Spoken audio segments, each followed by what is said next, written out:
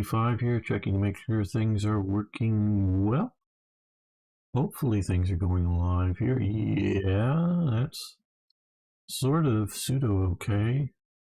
There we go, that's better. Ah, yes. Lovely Twitch crap.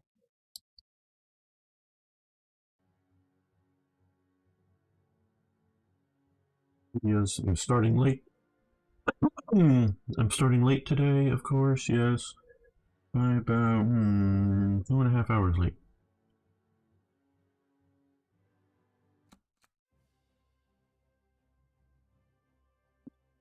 Okay, let's see. Some of the stuff I know I will want to do in the episode.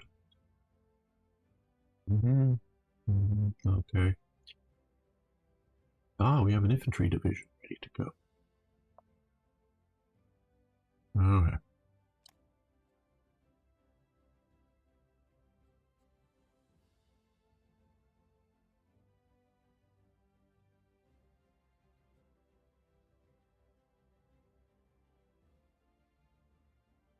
Right.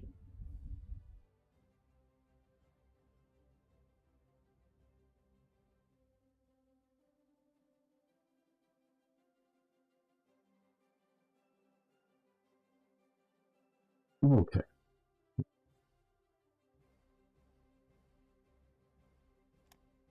Second. Okay, so yeah.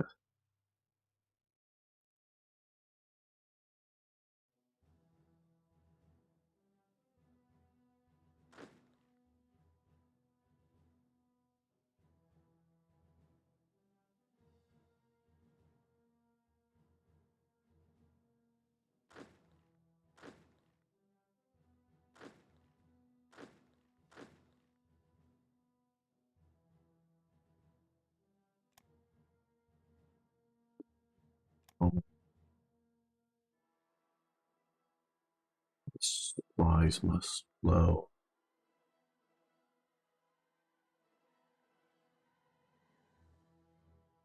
Hey, Ari. I'm alive. I'm well. Just helping my father move things yesterday really tired me out. So I'm late getting going here. Oh, you need to stop.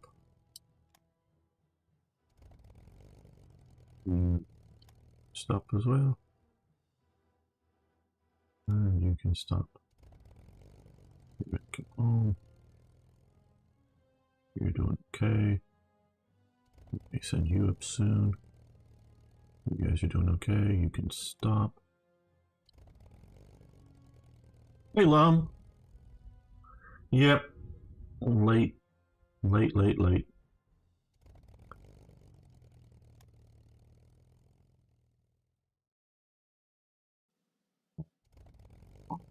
Fairly unescorted.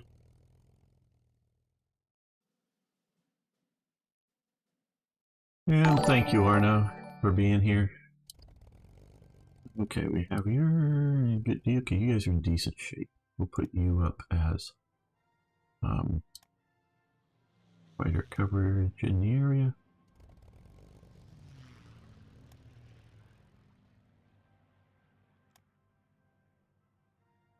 Okay, good.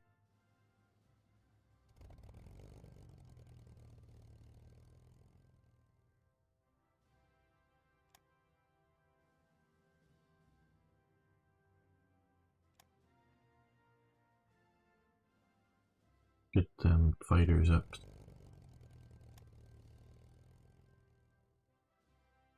Maybe we'll let you repair a little longer. Okay, you're in good shape. Hopefully you'll join one of the other fights.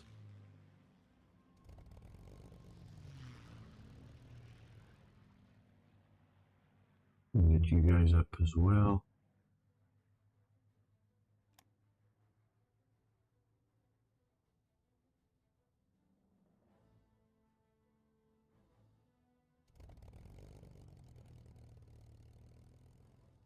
Yes. Right. Okay. Let's make an episode.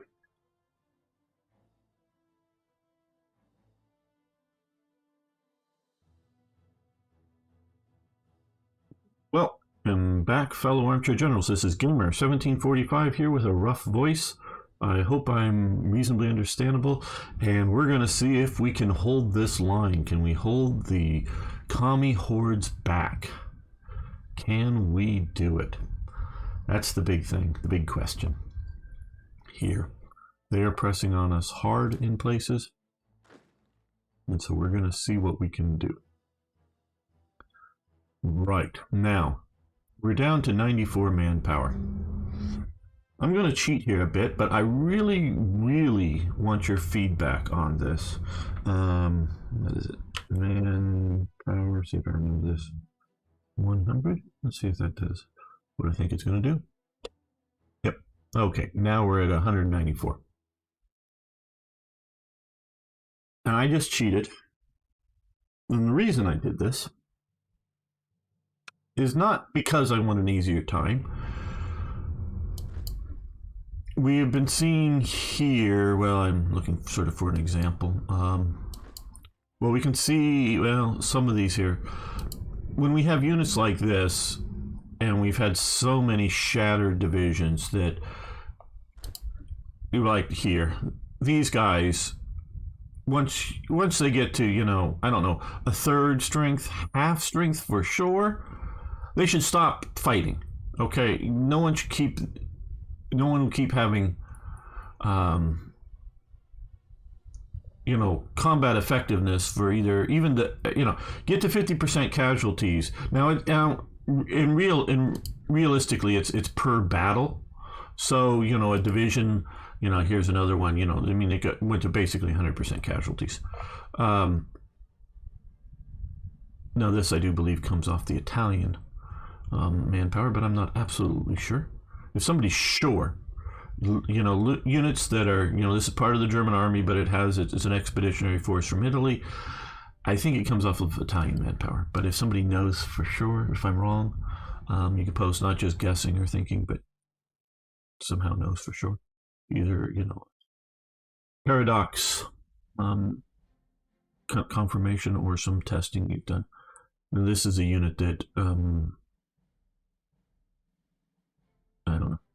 Yeah, I mean, these are all Soviet conscript stuff that hasn't built up. You know, units, a lot of times a division, and we can see this in World War II, a lot of the German divisions were fighting at 2/3 strength. And they kept fighting well. Excuse me. But that's... that wasn't like losing 1/3 in a single battle. It's losing attrition, you know, battle, or whether victories or losses, but it's losing casualties over time. It's unit cohesion in a specified amount of, you know, a definable amount of time in the unit's combat activity. So if it looks at, I don't know, an ongoing daily battle in Stalingrad, and it's being ground down, and it takes days and days and days to do it, that's going to be, you know, at some point, definitely by about half strength, it's going to stop being offensive, you know, being on the offensive, and pretty quickly even stop being on the defensive. It depends on, you know, some factors, but you know, how well they're dug in and things like that. But if it like fights a battle for 2 or 3 days and then has a few weeks with no reinforcements, and then fights another battle for 2 or 3 days, and then it has a few weeks, you know, and it's just slowly being ground down over time longer. It's not any one particular incident. The units can maintain a certain level of unit cohesion. So this is one of my sort of complaints with a lot of these situations here. Now, this is mostly just lack of supply, because we have high levels of manpower in units, but very low levels of organization. So what I'm wondering is, and I want your feedback, because I can create events to boost manpower. What about these? Because, you know, yes, I lost the poll. For my position, lost the poll for should they change, you know, is this still a problem? This, my opinion, over organization levels. in that they maintain their organization for a long time while the manpower is going away, and that, yes, I get the idea of bleeding a nation white, and yes, I get that I could keep the clock super slow and just stop them myself, but still, you know, I don't know. So if viewers, hold on just a second here. I'm gonna, hopefully this works well enough. Tap over, move this over here. Hello guys, I'm seeing over on YouTube. I wasn't looking over there just yet. Hello John Beth, and impronounceable name. And Federico Vargo, or Vago. How you doing? Started watching you live. Great. Wondering how you got into this situation. Well, it's the current sort of series. You can see in detail how I got into it. Basically, I'll just say in my own defense, oh, and it crashed. Okay, well, yeah, I alt-tabbed out of it. This is not very good stable, especially if you're recording and you alt-tab out. So yes, you have a black screen. I'll be right back in a moment. Fortunately, we didn't do a whole lot, just a bit of error unit. Basically, how I got into the situation is I was just playing this to test and see how or what they'd changed in Black Ice, and was not prepared properly to deal with the Soviet Union when I invaded them. So things had not gone well.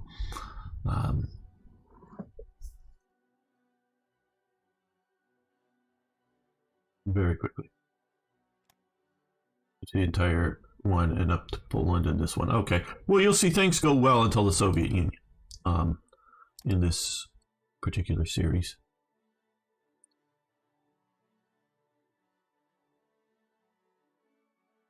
Let's go uni stuff, nothing too interesting. Well, the last days of easy life in school. Life gets harder once you're out of school.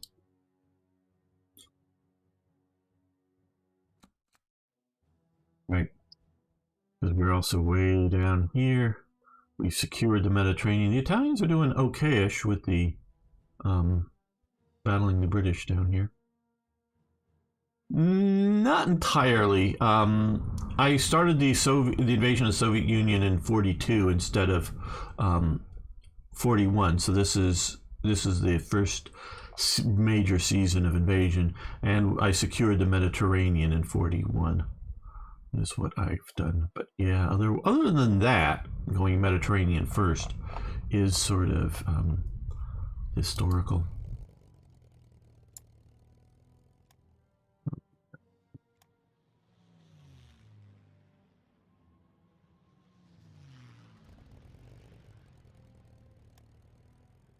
Understood.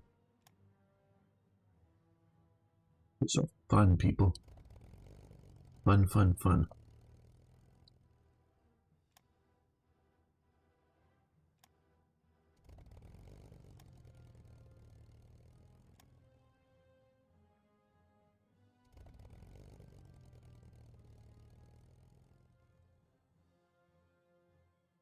Immediate attack. Okay, I don't have any supplies. How many units there already? Right amount of units there, so I don't want to overstress you. Let's see if we move you back to there to get some level of supplies. Let's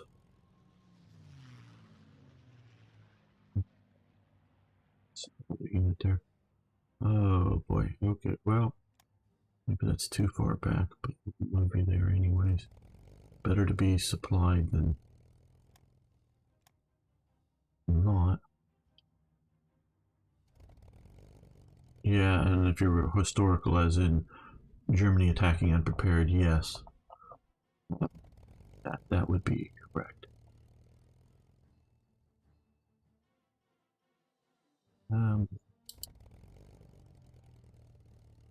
You.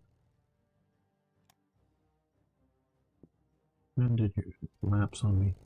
Oh, you're in good shape.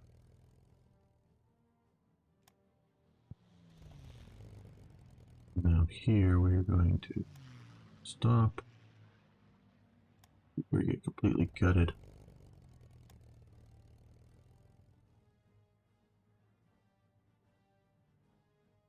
Okay.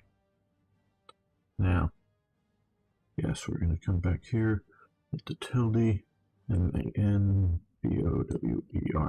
So, like before we crashed 100,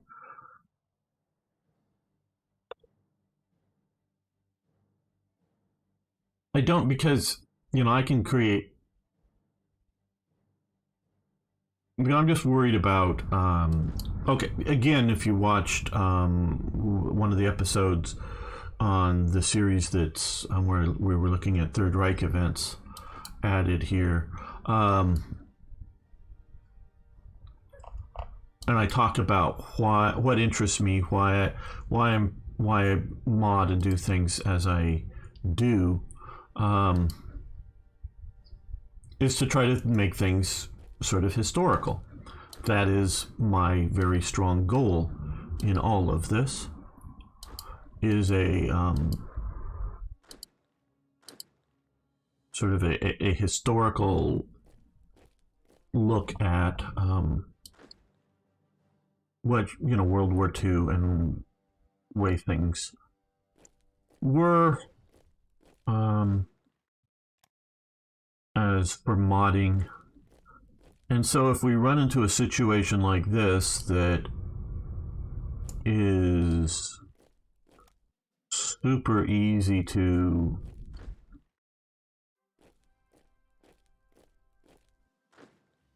run out of supplies,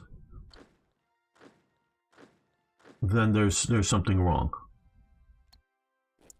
Do I want to leave Palace up front with the... yeah, probably. They're pushing hard here.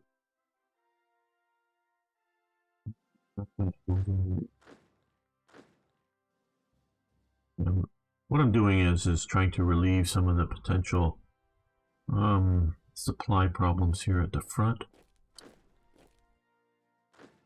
I just wanted to see about moving units to there, but no supply.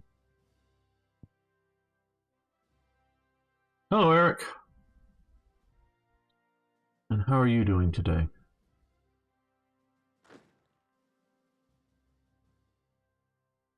Here we have too many units.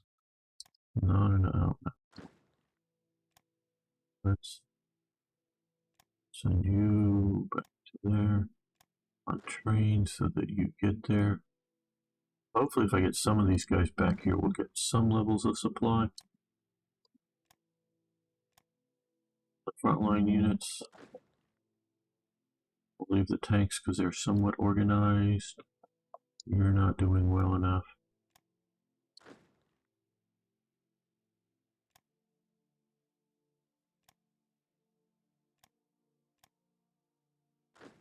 Yeah.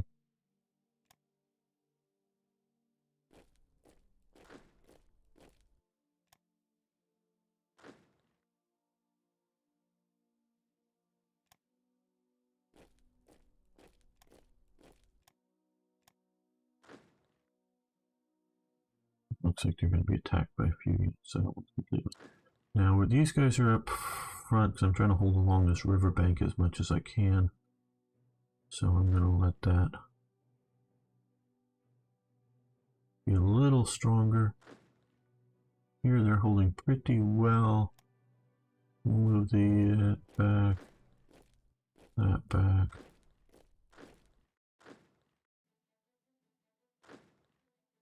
That can come back. These guys can come back because they're mobile. They'll do better as a fire brigade. You should come back.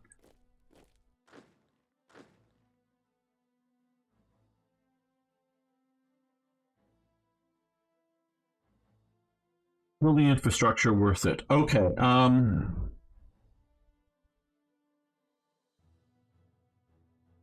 Yes and no.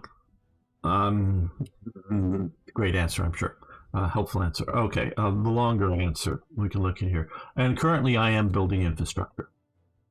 Okay, so, but here's the, or the answer, I could say it depends.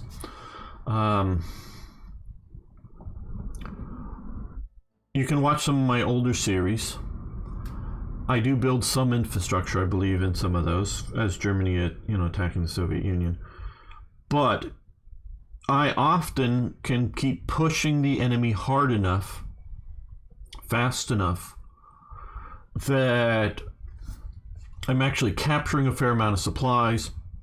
I spend a lot of time or a lot of resources building a lot of air transport units, because I have an air transport bridge starting back here that are flying supplies up towards the front. There's also some bomber units here, but you build these very expensive air units instead of planning on building a lot of infrastructure as you go, so that if you're able to keep momentum up, capturing supplies, keeping the enemy off balance, fast moving force, then I don't think you should build a lot of infrastructure hardly at all. If you get into this situation in which we have a bit of a stalemate on the front, then yes, you should build some infrastructure. And what you can do is, and I wish you could overlay these things. That's one thing I do like. What they tried to do, a single universal screen for Hearts of Iron 4, but then they've sort of backtracked from some of that. Wish you could sort of overlay. No, I don't want the sort of little thing, but so that you can sort of see here as to where the supplies are going, right? Like through there, through two provinces, and then you click here and go, oh, those are deep red. So I probably should, because they're going to move. I'm not going to try to. I want it to go around the marshes, so we're going to leave that to have zero infrastructure right there. But if they want to move supplies through here, and the AI does not follow good green supply routes, sort of goes direct and through whatever. So you might want to look at that and do a careful examination of where the AI is pushing supplies, and go, okay, well that's where we need to improve things.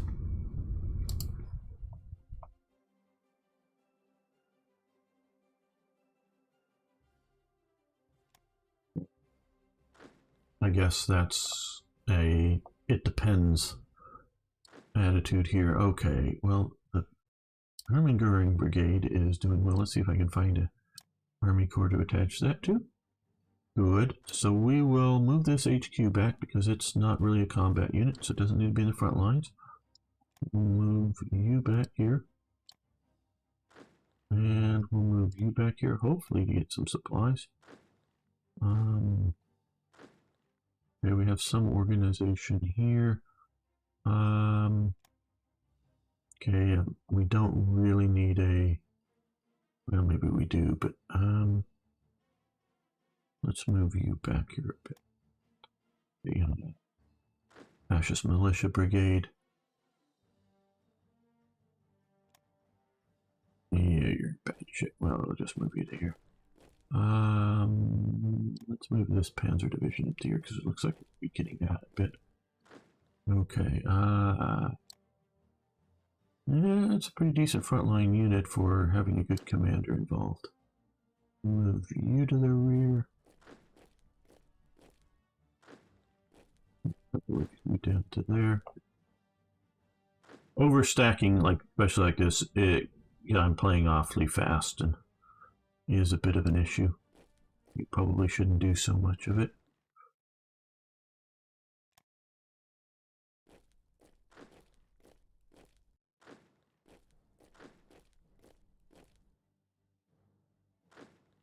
We're pushing on this guy, it looks like. It's sort of the worst of it coming back. Okay, a lot of bad condition units.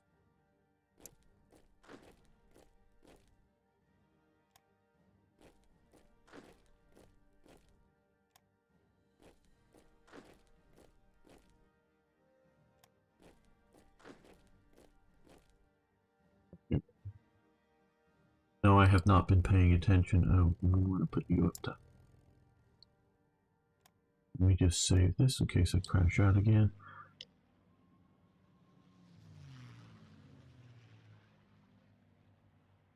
How is it? Oh, this game. Oh, this game is great. If you want a more micromanaging oriented Hearts of Iron, then boy, 4. This is a very good game for that. If you want a more realistic game, Air Supply. We're gonna try to. This is a good game for that. If if you want the invasion of Norway to sort of go historical and everything every time, Eric, well, then this is the game for you. If you want to have, Norway conquers the world, no, this is not a good game for that. I don't like that the SS are built like super divisions, like they are stronger than normal. I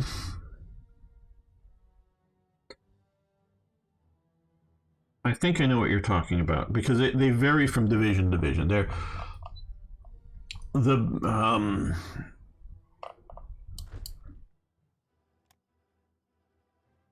it's this unit here. I'm covering up this motor regiment here is particularly strong. It depends on the unit as to how much stronger they were than normal divisions. So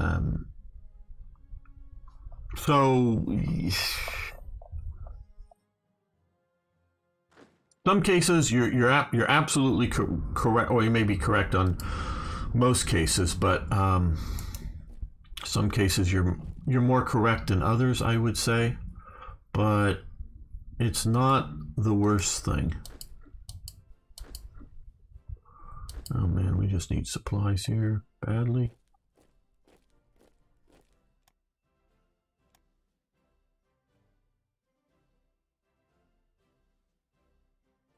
Well, combat record, it depends on the division. Well,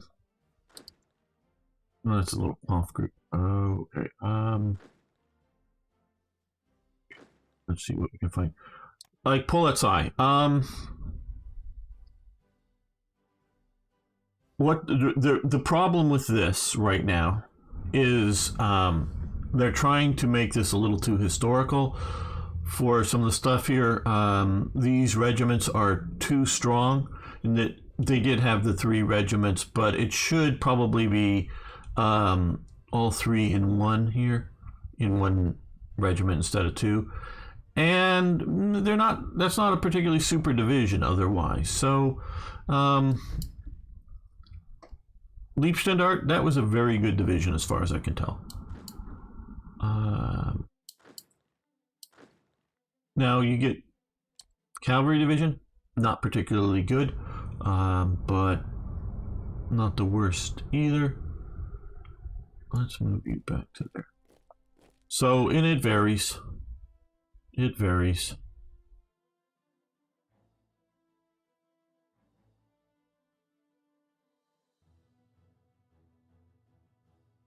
Well, yeah, but I think this is reflected in the game.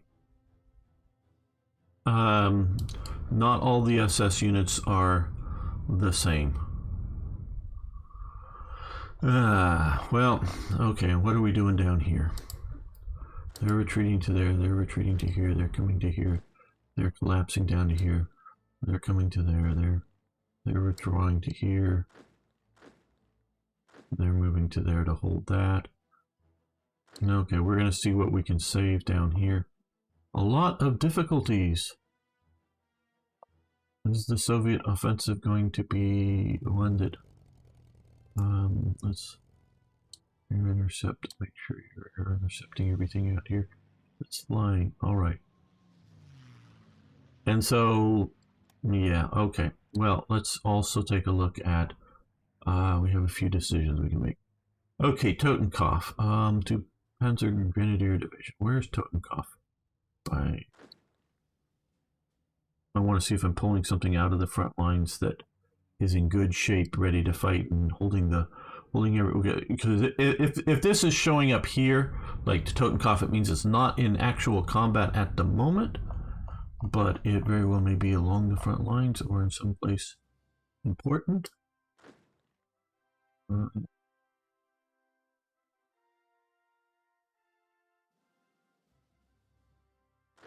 Here somehow? Moving towards the front? No. Down here in this mess? No. And Zoigan.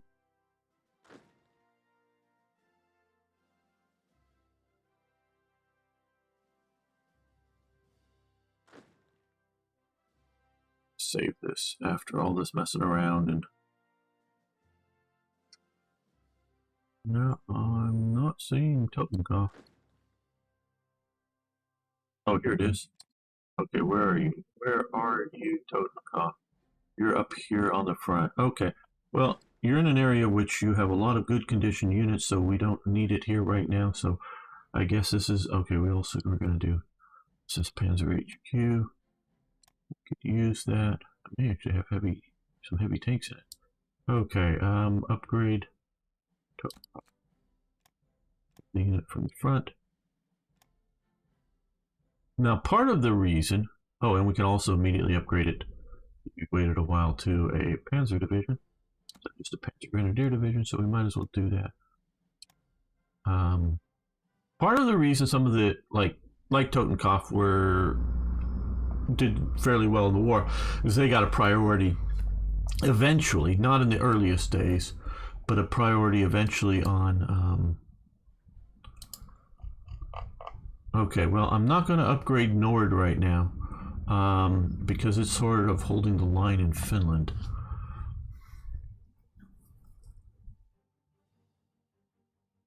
Hermann Goering Division. Well, we just got the Hermann Goering Brigade here somewhere, and it was the only really good unit on that province. So we're gonna wait a little bit. And to a point, there's only so much you can do with specializing units, so I'm not sure what's best. Some units were atrociously bad. Some units were just somewhat bad. Some units were just okay. And some units were, I would say, very good. It's sort of a mixed bag. Actually, I'm going to, I know we're in the middle of all this. Oh, and we also have an infantry division to deploy. Okay, well, it's not going to have any organization. Well, let's look for a place with supply. Okay, well, we're getting some supply down here. The Soviets are going to capture a little bit of our supplies there. Okay, we could go there, I think. Getting supply in. So let's put a nice new, shiny new infantry division down here. And yeah, well, he's empty. Okay, yeah, put a nice defensive. And we'll find a, yeah, I guess mountain division HQ. So he's going to hopefully with supply. I don't know if these guys will hold or not. They're being hit fairly hard right now by a whole lot of everything.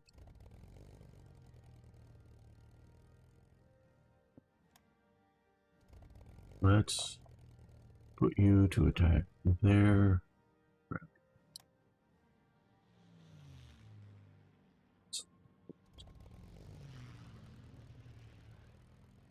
You can also ground attack.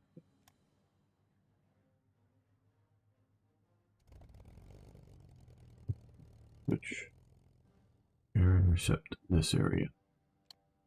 Be a little more specific about it to deal with some of that bombing, hopefully. Right.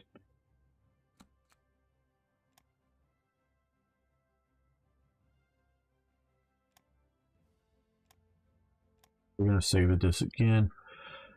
I know I just saved it, but I did more stuff after it. Now I'm going to restart this, so your screen will go black.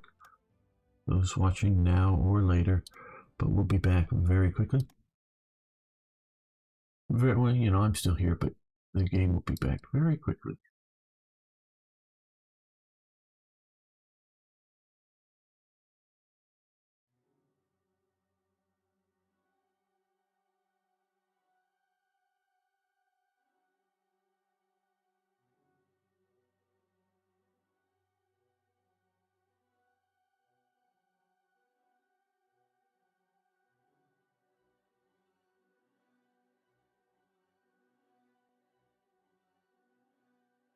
And it's also hard because then I'm still thinking very much, Federico, about what you're saying, that a lot of the SS divisions were security units. The divisions, I should say. Now, you have, as the war is progressing and the Germans are losing, you have a lot of units called Schutzmannschaft that are particularly in the Baltic states and the Ukraine, which are made up of locals, and they're sort of, we can call them paramilitary police, in that they're policemen with rifles and a few machine guns, light machine guns. Sometimes, probably sometimes exterminating groups of people, but they weren't the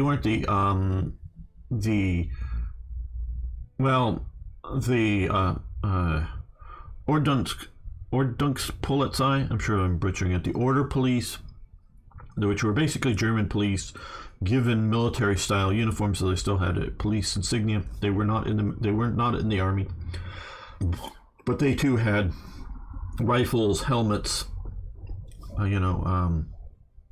sort of soldiers' kits. The German police, I'm not talking the SS, I'm talking the police, did massive amounts of the extermination squads in the, behind the area on the East Front, targeting Jews and others.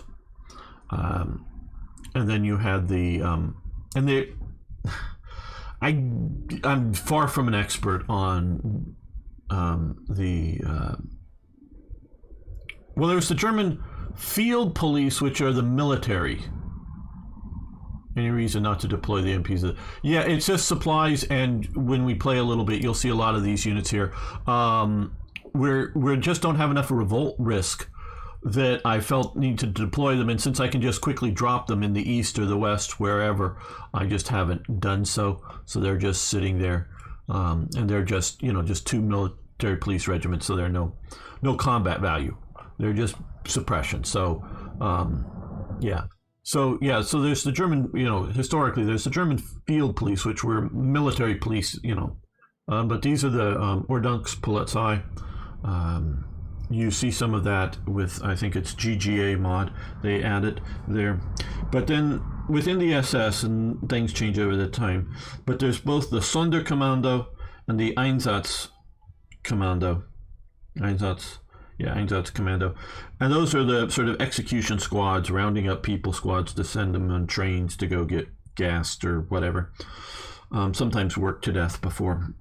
You got a lot of those going on, but also helping out. I mean, they're a mix of local security, policing type force, and helping out the SS were the Schutzmannschaft.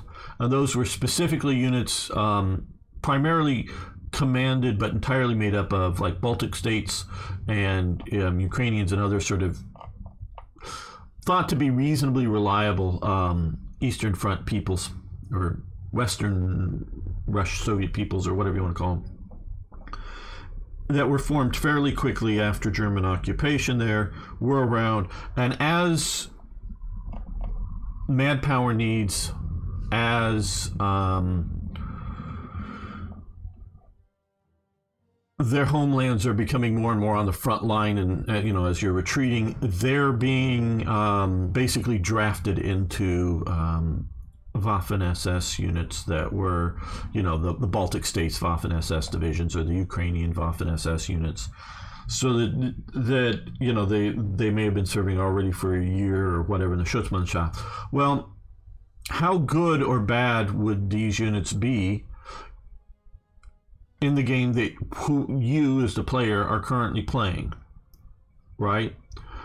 Like, another example would be, there were a bunch of SS cavalry divisions. There was one and only one German army cavalry division in World War II. There were a bunch of cavalry regiments that were sort of like they're used in some of these headquarters units here, that were assigned around places, but there was only one German army cavalry division. Now, there were a bunch of like Cossack cavalry divisions as part of the German army, or other sort of foreign volunteer type cavalry units.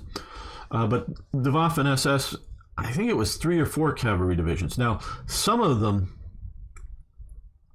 ceased to exist, and members, remnants of the unit that ceases to exist are added to later created cavalry divisions. So it's not an entirely, if you look at the numbers, they're not, in the division, they're not all existing all at the same time. Some are not necessarily ceased to exist because they're destroyed, but could be their manpower just gets low enough and they're forming a new unit.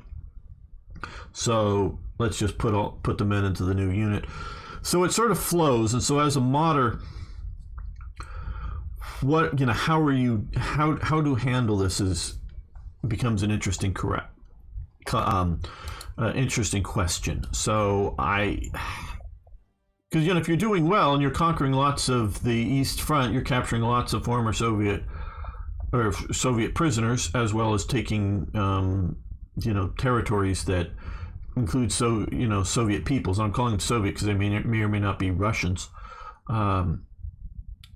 And some of them, for various reasons, are going to want to join your forces. What's your policy going to be on them? Germany, while things were going well in the early days, we're getting the Hiwis, I think is how you pronounce it, Hiwis, and these were helpers, and they sometimes continued just to wearing their Soviet uniforms, ripped off the badges, and putting on normally like a yellow armband with a German eagle on it, and then saying, with writing is, "I'm in the service of the Wehrmacht." Not, you're just there. Like that. And other times they were given German military uniforms, specifically with certain insignia cut off of them. Other times we have photos with the insignia still on them. And, and they, start out, and this is like in the very first 6 months of the invasion. Things are going well, but these guys are like being lift and carry soldiers, where they're helping artillery pieces or moving supplies. They're allowing you to, but within a division, not just like rear area troops, but within a division, allowing the German army to put more of their soldiers on the front lines, and allowing these volunteers, often, captured or people that may be voluntarily surrendering to the German occupation forces, or not occupation, but invasion forces, and are volunteering, and the Germans are accepting it. And to the point, it gets so, in some divisions, it gets so high a percentage of these helpers that there's orders come from high command: don't let more than 20% of your strength be these helper personnel. Just so, for whatever reason, so get them to other units. Don't let too many get in any one unit. And so when things are going well, they're accepting Soviet volunteers into standard Wehrmacht divisions, but they're not, and they're getting supplies and whatnot, but they're not considered proper German soldiers.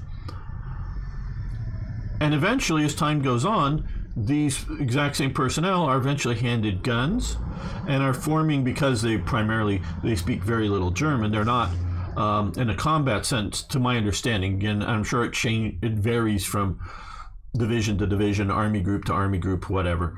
But generally, they're formed in platoons or companies within a division that are all speaking Russian together, wearing especially by the time they're on the front lines. Sometimes it's common that they still wear, although insignias are removed, but they're still like wearing their old Soviet elements of their old Soviet uniforms under their or carrying their jackets with them. I don't think so much that they think they're going to change their coat, but just yes, there was the 1st Cavalry Division who attacked Northern Holland. Okay, cool. Thanks, Arna. And so, but just simply, an extra layer of clothing, because, hey, it gets cold in Russia at times, like at night or whatever. So, And so they would form, extra companies, or I don't know if they were getting into divisions, extra battalions within the division, and they're being armed. Later on, starting, I think it's like 43 or 44, you have the sort of Soviet army under Vaslov that's set up as an army strength, not a corps, but an army strength unit that is not formed as a single army. They're just, even though they have divisions, generally speaking, my understanding is they're deployed in sort of, biggest is maybe brigade size, but more battalion sized around and attached to other divisions. But now we're sort of more officially having this, and this is happening into 44. A lot of this as the Germans are collapsing and needing more frontline units, needing more manpower. So we see them accepting, Western Europeans early on, especially once you're into just starting in the invasion of the Soviet Union is the Great Crusade against Bolshevism, but also Eastern Front peoples when things are going well, and we see them doing the same thing as things are becoming desperate, but changing and becoming more official. So from my analysis of it, I can't clearly state that they only did that because they needed manpower and there wasn't enough German manpower.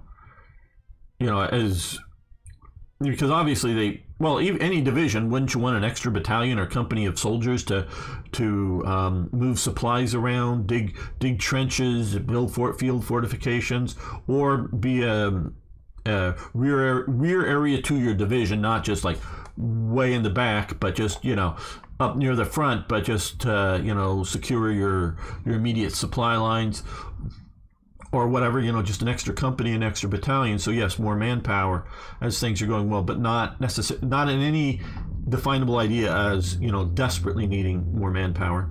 So they're doing it when times are good, they're doing it when times are bad. So I can't specify stating anything like that. So how do you do a game, and how is it best to do it? So you have to do all this stuff. Very good. Jacob T, how you doing? Nice to see you again. Could you please recommend some tutorials for Black Ice? I have many hours in Hoi 4, but I have a whole tutorial. You can look on my YouTube main page. You can go down and you'll see Black Ice tutorials that look at particular things. Including the buildings and various links there, and you can watch those. Some get sort of long because I talk about things conceptually as well as basic playing, and so I have those, and of course you can just watch episodes. Better than that, I don't know if somebody's made specifically Black Ice tutorials, but okay. Let's get the clock rolling here a bit, talking a lot. And if you watch some of those and have questions, comments, whatever, please post them, and either if they're short and quick, I could just answer them in a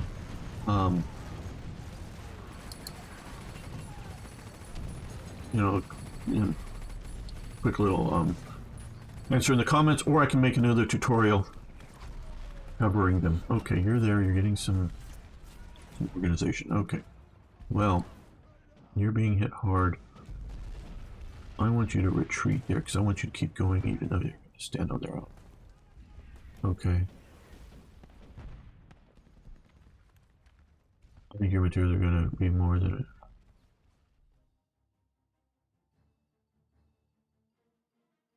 Well, thank you. Thank you very much.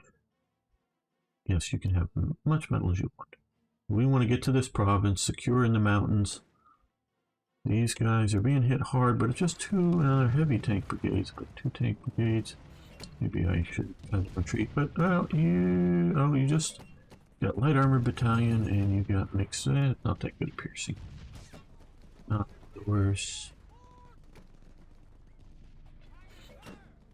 Okay, no fighting, just freaking retreat. We want you out to there as quickly as possible. North Aegean, okay, well, yes, we lost that. We just got to get there before you get overrun. You got to get there. Oh boy, you're not in good shape. Retreat back. I'm just hoping here. Thank you, Arno. Hopefully we can get back to, if nothing else, get back to somewhere here in Persia, Iran, and hold there. Help them hold instead of lose it by having all these guys overrun us. At least that's the hope here right now. Once I lost Bantumi, it was not good there. Not good at all.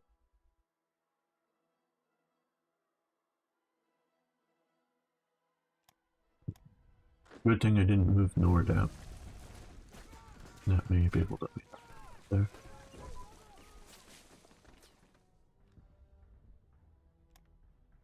One Mariupol, good.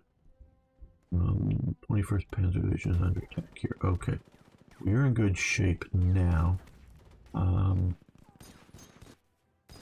We want to hold until they can fall back to here. We're in good shape and they're in good shape, and this is just hills, but I know it's a lot of units, but we've got them, and they have Flak 88, well, it should be Flak 88, but heavy anti-air. A twin engine pilot training advance. And you know, I know this takes no, this is 42. Yeah, we'll let that continue. It is 42. More complicated than Hoi 4, but I think it's worth it. And it's going to take multiple game playthroughs to learn it all, but that means it's a game just worth doing. Do you think if you can survive the winter, you can begin to counterattack in summer? Yeah, that's, as Arno's saying, we get some heavy armor units. Now, some of these units that here, the reason these are in bad shape is because they haven't had supplies. So if we can build supplies up, or build infrastructure up, get the supplies going. So far, if it hasn't been for supplies problems, we would be doing all right. It's this supply situation is the problem, not most other questions here. Okay. Keep falling back. Okay, keep falling back. You're falling back to those mountains. Those are hills. Those are mountains. And we can dig in these mountains. Maybe we can create another okay, so you're all back into here. Let's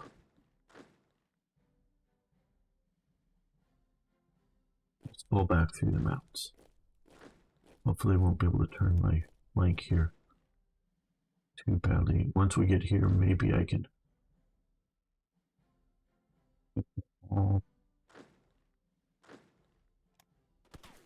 gates. I think we'll do okay.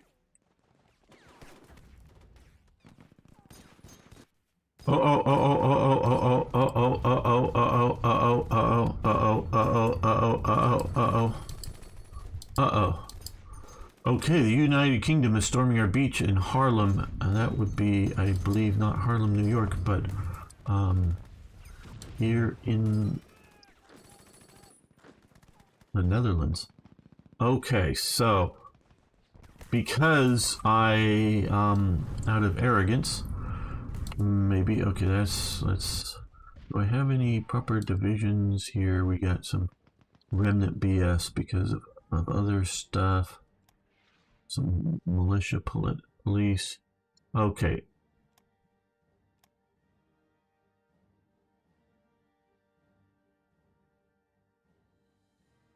now I'm used to playing a bit more with oh well, you know what we do have here is that. Okay, just playing with TRE, which then I have the Ware and GGA Ware quests. We'll send some of these guys here.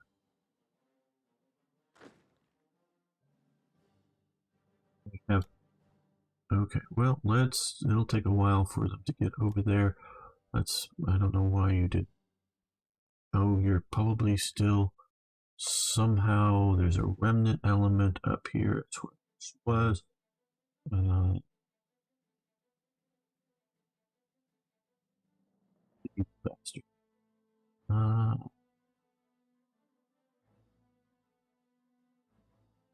There he is. Okay. Okay, well, let's unattach you and let's no leader. Transfer you. I'm gonna put Lincoln in charge of his division again. There we go. Now it wrecks the organization levels, but could have been done automatically, but whatever.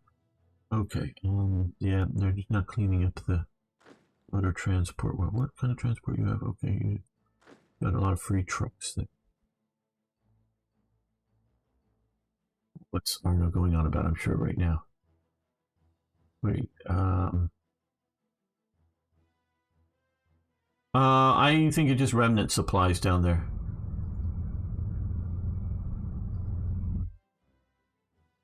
At least some armored divisions in my country.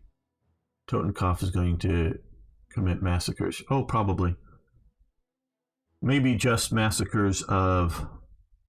I wish that's the one unit I dropped down here. We still had that. Okay, well... I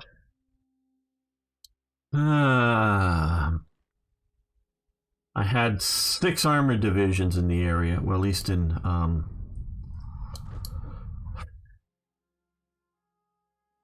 Western Europe. I moved them all down here.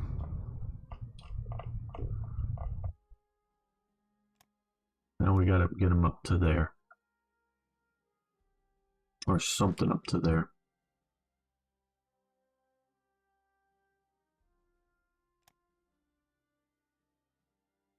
Let's move a couple. Don't know how strong this is going to be. So right now the main thing we need to do is I'm not going to try to oppose their landings with any of these units here. They're just way too weak.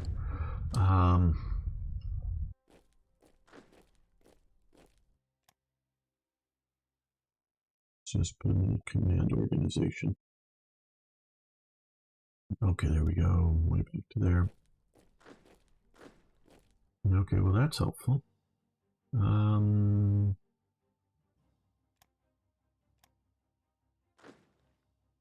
It's just a pure HQ unit. Let's send these guys over here. Make sure they don't take any ports. Yeah, exactly, Ari. I'm going to,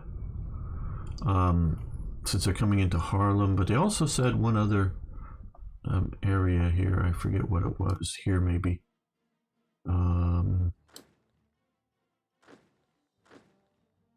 Yeah, let's move you to there. Well, do we send over the Führerbegleiter Air Battalion? I think we do. Wolfschutz Garrison. Fascist militia. Get you into the area. Okay, W, what are we there? Another Führerbegleiter unit, yeah. Also, no, put you on trains, get you up there that way. Okay, well, any of these...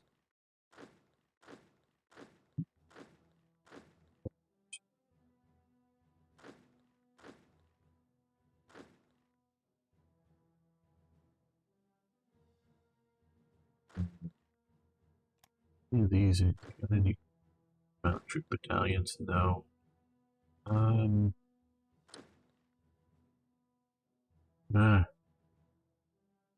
Well.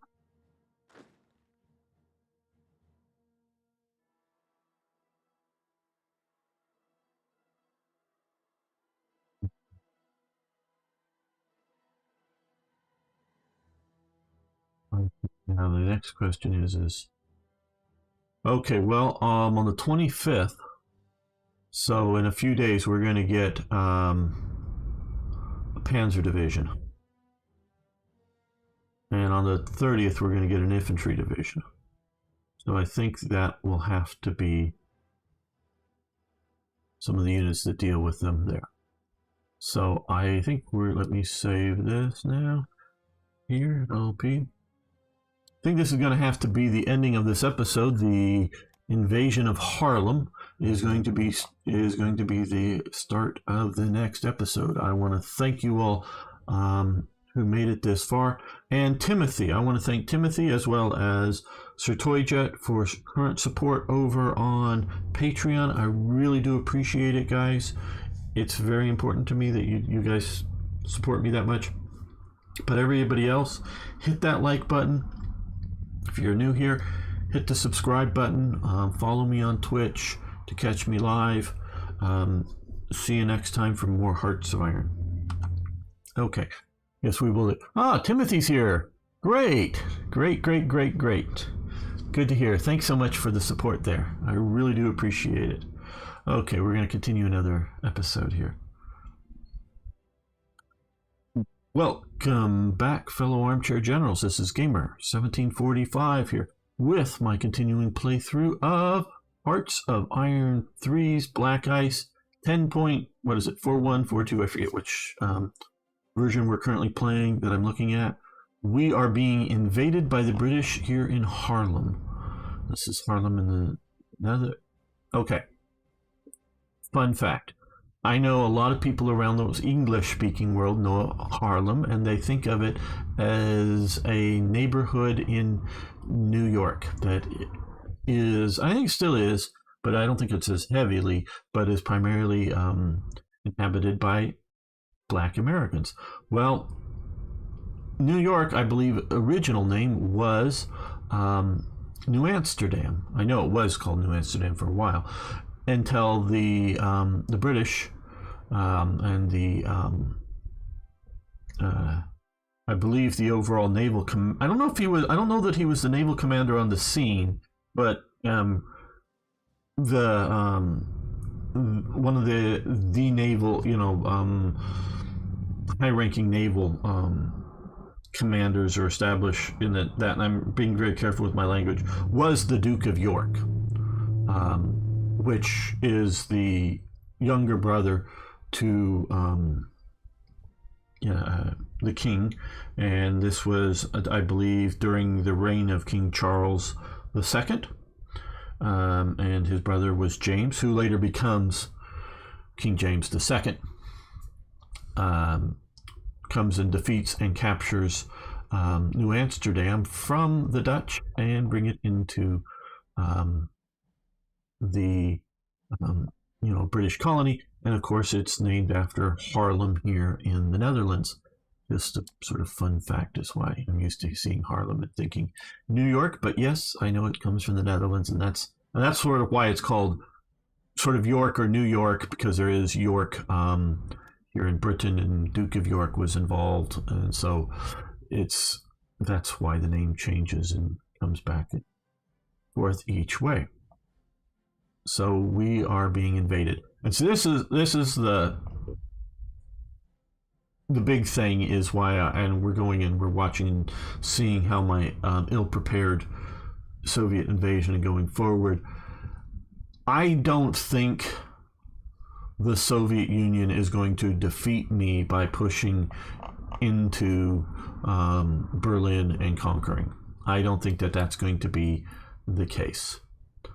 Well, let's go through this. I'm looking to see if there's any good reinforced units here. I don't think that's going to be the case. What I'm worried about is create some ad hoc units here. You see, guys, people wondered what. See that light infantry regiment there? And that mixed airborne support regiment? Here we go, guys. Here we go. So this is some of the reasons, not all of the reasons, but some of the reasons. Yeah, let's drop them right here to have some units here in reserve.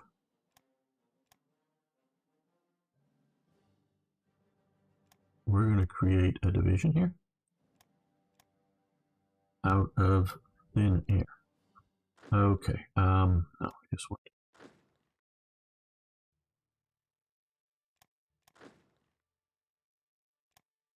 This is what the Germans would do.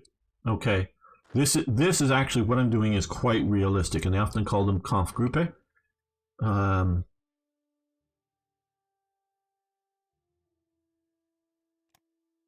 Is these units that are in this pool up here?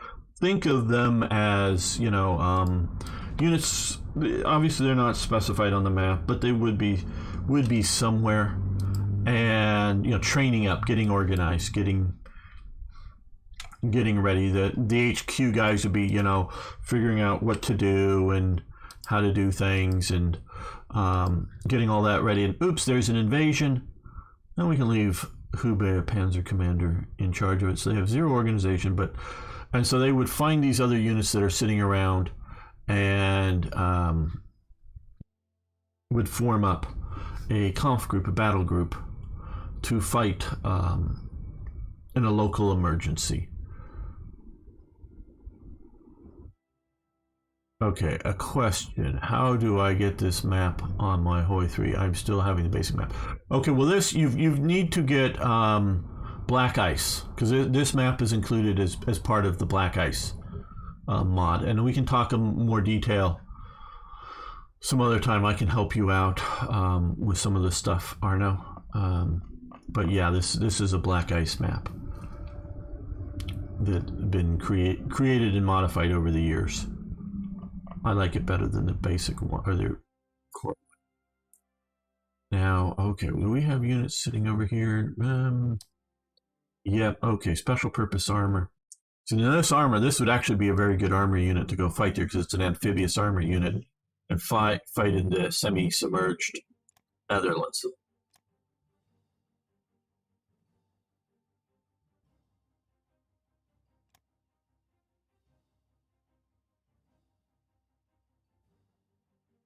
And so, like I was saying, I don't expect the Soviets to be able to defeat me.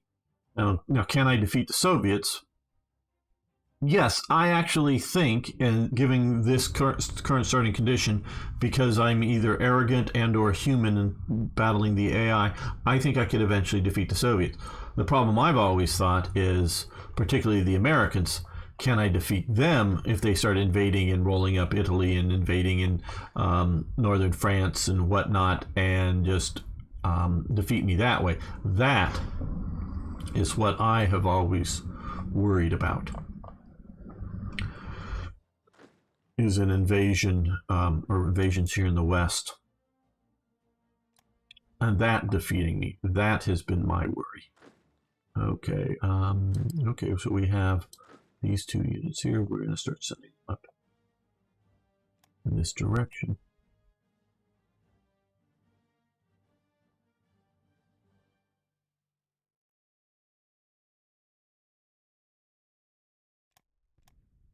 Doing a lot of stuff. Now, did I make you too weak? Well, now that you're being attacked, let's send back in a couple of these motorized divisions to... Yeah, that's... I'm hoping I'm somewhat stabilizing.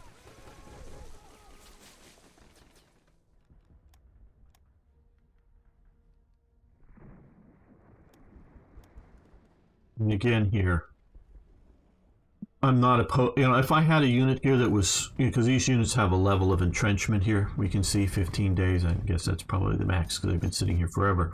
So they're going to defend better here, and this unit's going to defend better here. I had no I mean, this appeared here, but they have, almost no organization. So what I'm really hoping to do here is hold the ports down from them breaking out. Okay, so they've got here, and so we're holding here. They're bombing this unit here, and they're pushing on there. Okay, well, you guys march into that city.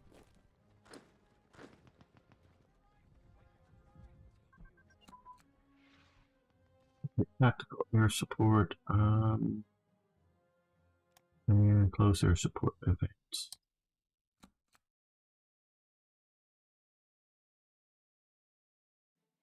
So, oh, those were probably. Oh, okay. I'll make a tutorial on some of this.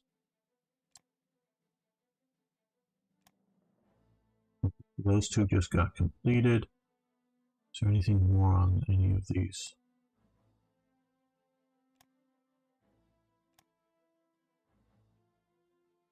Mm-hmm.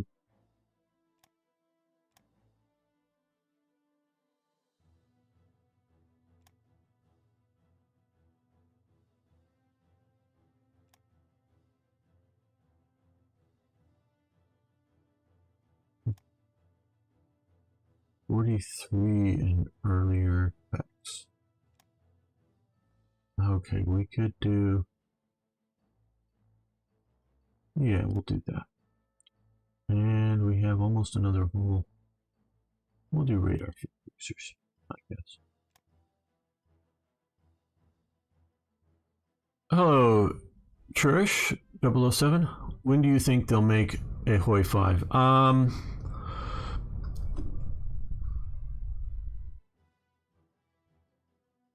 3 to 5 years from now. That's just, I have no inside information. That's you if you're asking when do I think. They've made enough noises that I think they're very pleased with the current levels of playing of Hoi 4. Meaning, because they see if as long as it's playing through your Steam account, which basically it is. I mean, you can move it outside of your Steam account and change and mod it. I know I've done that, but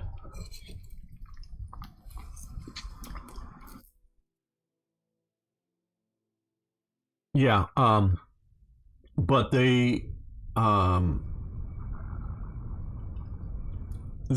they see how often Hoi 4 is being played. They get these metrics. And most of the DLCs have been selling very well in their estimation. And Dan Lin, the podcat, the guy who was in charge of Hoi 4, has left Hoi 4 as a project. He's still working for Paradox. He announced that he is moving to take over or start another secret, basically unannounced is what it's, secret project for Paradox, but he specifically said it was not Hoi 5. So, because you might presume that, and there was another guy taking over the reins at for Hoi 4. I forget who right offhand. Because I've just from emailing back and forth and stuff, Dan, for years now. So we sort of know each other in that sense, just from email, messages on the forums mainly, that kind of stuff. But so he is not. So it is not a. Now I didn't say Hoi 5 wasn't in development. He just said he was not taking over Hoi 5. But I would think, unless because he says he wanted to change it because he worked in the second half of Hoi 3. Is when he started and worked in Hoi 3. So he's been doing Hoi for a long time. So I think he wanted out of it. So maybe they've started on it, but I don't think so. And so I think they're going to, 3 to 5 years. And like you say, it's going to take a while. So that's just, so I think there's another 2 or 3 years at least they expect to keep developing Hoi 4 and then start maybe on Hoi 5. But I think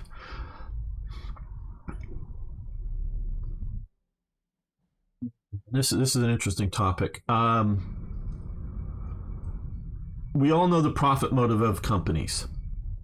But I think with Paradox, and I think also with Slitherine, which I now have a much, much closer relationship with, obviously, with Slitherine now, that I stream on their channels and channels at times and whatnot, and help them out with things beyond that. Profit motive is a big thing, but for them to upgrade a currently existing game, like going from Panzer Corps to Panzer Corps 2, it needs to be not just simply that they, sort of done with the thing and we're going to do more. They have to really see that they're going to have a technological leap, an improvement over what they're currently doing. Because I think Paradox realizes this, especially after the failed Imperator Rome. That just failed for them, and it's clear economic failure for them. And we can really see the arrogance, and I think they've learned that lesson to just to make Hoi 5 just because they're out of ideas for Hoi 4 just to get money. They're not going to do it. So there has to be a technological change, better stuff, better computers that they can now do things better, or something that they think they're going to do significantly better or different than what they currently can do. I really think that's the case, but we're seeing computer problems, hardware problems, in that I have a new 3080 Ti graphics card in my system that probably cost me as much as if I bought a complete computer. Now, should I buy a complete computer? Well, if I was getting all the parts and building it myself, it would have cost even more. But if I got sort of, something of a pre-built, but it probably wouldn't have been as good a graphics card, but it would have, not a 3080 Ti, but just like a 3070 or whatever, or something that might have been. So, and they're coming out with new chips, but things are getting expensive. So people aren't going to be upgrading in the next few years, and it's going to be hard to get upgrading computers. So I think there's going to be, there's not going to be a lot. Well, they're going to keep making new computers, but they're going to be expensive. So most of the players will be using older computers, and so it's slowing up the progress. I think you may understand what I'm saying here. So, yeah, Victoria 3 was in the works for a long time. Let's see, hello Road Manor, how you doing? Sounds like there's a Messerschmitt 262 in the background, the audio. Hope the audio isn't too bad. Not having, I mentioned not having titles, possibly having fluid front line. Oh, okay, well, I haven't heard that.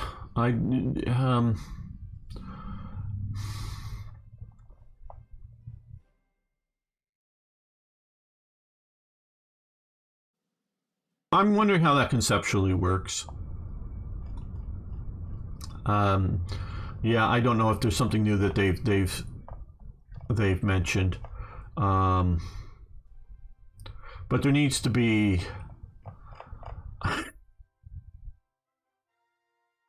the biggest. I'm trying to think how best to put it. To me, Hearts of Iron 3 tries to be a World War II grand strategy game. To me, Hearts of Iron 4 tries to be a EU 20th century grand strategy game. Let's restore the Kaiser for Germany. Let's turn America fascist. Well, one thing I should do here is let's give, because I'm just noticing. We failed at having our Axis allies come over here and help us fight. They just ended up eating more supplies, draining away supplies, and not helping as much as they hurt. I mean, they may have helped some, but they hurt more. But we see all these forces streaming back here. But we can probably feed them here. So let's see about giving Italy this province, and we'll also give them Harlem as a allied objective. Maybe they'll send some support up to there. It was in a dev stream that Tommy K reviewed a while back. Okay, I did not see that. Quite honestly, I pay attention a little bit, but not a lot to what Hoi 4 is doing right now. I know the big thing that they're adding is trains. and they told me they didn't need trains. I mean, it wasn't like, it was maybe more of a debate than an argument or whatever, but I argued for trains a long time ago. But now they're doing them. So, yeah. Am I salty? Maybe a bit. But I'm not really upset with them. It was something they should have done a long time ago. But they argued, no, we already have infrastructure. Infrastructure includes trains. Okay, we're back to here. So just retreat. Just effing retreat into the mountains. Good. We can lose that battle. They're going to hold here. Hopefully they're coming into there.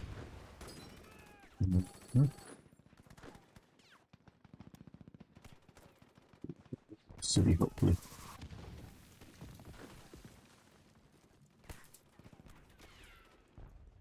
You see, these transport units are a mistake. I mean, it's probably too late unless somebody really wants to totally rebuild Black Ice. They were such a good idea, but they're just a mistake because they just create too high of attrition in battle because they're not a combat unit. It would be so much better to just have, because the whole idea was, and which they're continuing to lean into, is just to have like light artillery, medium artillery, and heavy artillery. And then are they, wagon-based pulling? Are they, civilian vehicles? Are they, trucks or half tracks? Well, it's just better to have. You can just create a lot more units, unit types. You can have light, medium, and heavy, and you can have, wagon transport, just basic, and you can have motorized, and then you can have like, you can have, motor, towed artillery that is, motorized, and then you could have like towed artillery that is poorly, semi-motorized, you could call it. I don't know. Sort of the civilian transport. And then you could have, because I years ago now, I created a motorized mountain artillery unit, not a self-propelled. And of course, I'm going to do similarly with heavy artillery. It wasn't self-propelled artillery. I guess that would be different than motorized. So yeah, I had a motorized mountain unit artillery. Yeah, which it's pretty bad with Italy and Russia right now. I went road mod, and that isn't so freaking easy because I went to focus tree for those countries. Why did Italy before it? Okay. Hello, Omar. How you doing? I can tell you why they did Turkey before Italy. There's a very good reason for it. Somebody was interested in Turkey. When you're dealing with a mod, whatever mod it is, and you got, hey, I want to, somebody, whether it's the main mod creator or a volunteer person as part of it, somebody goes, I want to create a focus tree for Italy. For Turkey, I have a lot of great ideas for a focus tree for Turkey. And the overall project leader goes, oh, we have a volunteer who wants to do this work for us. Great. Okay, you get to build the Oh, well, is it you that made that? Okay, Omar, for road to, because we were talking about a focus tree for a road to 56 mod. I guess you're seeing that there. Okay, so yeah, okay, Omar, because I know he's from Turkey. So he volunteers to make a focus tree for Turkey, and I'm going to presume it's pretty good. And so he does it. No one has volunteered to make a focus tree for Italy. So that is why mods happen, because they're volunteers. I am sure if Omar knows how to make mods well, and he was being paid and as a job and was told to make a focus tree for Italy, he would make a focus tree for Italy. But since it's volunteer, because if he's going to spend his time that he wants to do, he's going to volunteer it. It's something that interests him highly, and you're just and you're interested in that. Oh no, that one. I mean, you're just interested. Okay, you're just interested. So, but so somebody was just interested in Turkey, they made, I presume it's he made a focus tree for that. And so that's the way all this mod stuff, and including in Third Reich events, I've had people that, hey, I'm really interested, and I'm backported some of it. One of the guys that was helping me out a bit was very interested in chemistry, and he knew a bit about and did some research about some of the chemistry stuff happening in the Third Reich at the time. So there's a few events about chemistry. Well, I'm not interested enough to go research at all this stuff. He provided me with the text. He provided me with basic images of like the scientists and the sort of some of the other little bits and pieces, so that I was able to create. And we talked a little bit about what effects they might have in the game. And so I made a few events based on his support. I did all the finished polishing up and putting it in. So that, when you're talking about mods, you're talking about volunteer efforts. And as opposed to somebody, sold the Turkey DLC before making an Italy one. Well, I don't know about sold. What are you talking, the devs? Well, maybe, why did they do a Turkey before? Oh, you're talking about the Bosphorus. Are you talking about the Bosphorus DLC? Okay, that's a different story. If you're talking about DLCs for Hoi 4, because again, I used to be in the beta forum, and so I'm not going to talk about, because they did mention this publicly, but I'm not going to talk about anything as. Under Dan, what he wanted to look at, because notice there isn't, an advanced focus tree for Germany. I don't think there is, because I haven't played standard Hoi 4 in a long time. He wanted to do things by regions. So it was sort of the, so he's looking at things by regions. So he wanted to, fully flesh out, like the Balkans, which I guess Turkey would be as part of that. So he was looking things by region, and integrating it that way. That's why they did it that way. Whether that's a good way to do it or not, that's a different question. But that's what they were doing. I don't know how it's going now, but got a mini submarine we sunk. We've lost this province, but we knew we were because we abandoned it. And we just took out a bunch more subs down here. Good.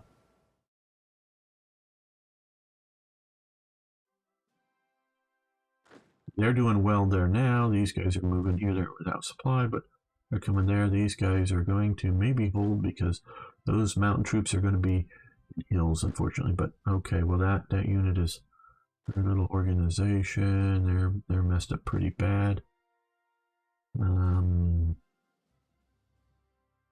Okay, well, as soon as these guys and these guys are here, we're going to retreat back to these mountains instead of trying to hold in those hills. We've got to hold here too, so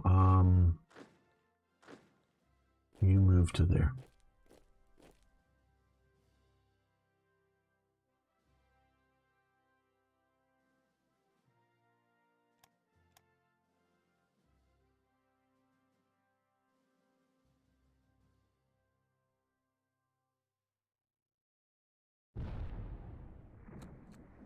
I know not everyone watches everything I produce, but a lot of people have heard this.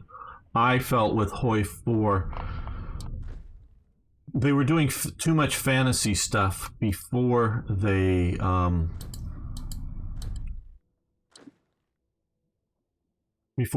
the World War II stuff done correctly, and that was a problem.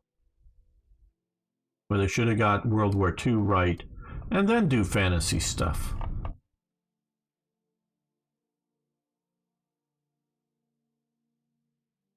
This infantry divisions shatter. Okay. Rotterdam. Oh shit. Oh shit. We just had some units in Rotterdam. Okay, well, let's give you to a higher command. And we'll put you under the SS Corps. You move into there because we want to hold Rotterdam.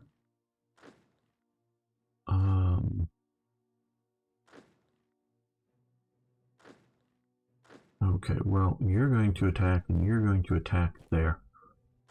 And yeah, with the SD you can attack to hopefully disrupt their attack here. Right, well, no, they're not rising up, they're just being attacked. Oh, you're asking, yes. They should rise up, well, maybe, but... Okay, we're under attack here. Okay, so we've made it to here, and now we're under attack here.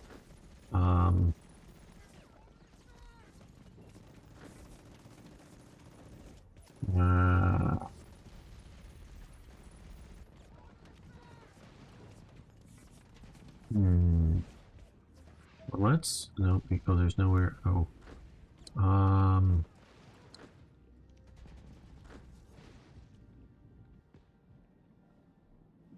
What are we under attack by? Okay, just by that piece of crap here.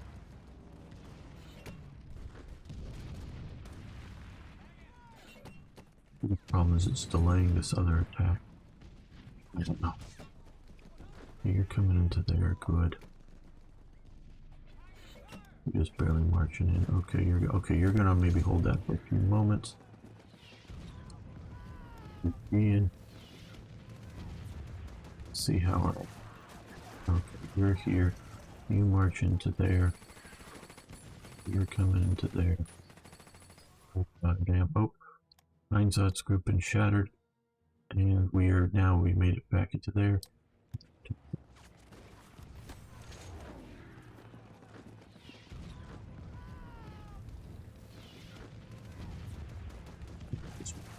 There. You come through. Yeah.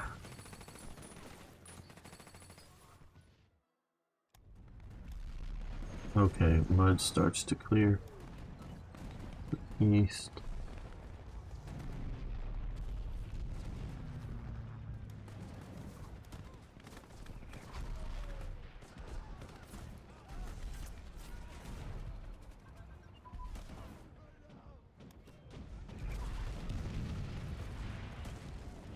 Air support advance human wave doctrine after this episode of that inspection.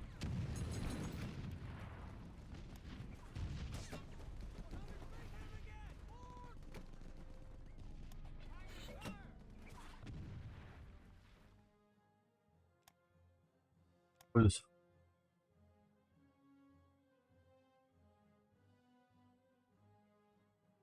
okay here?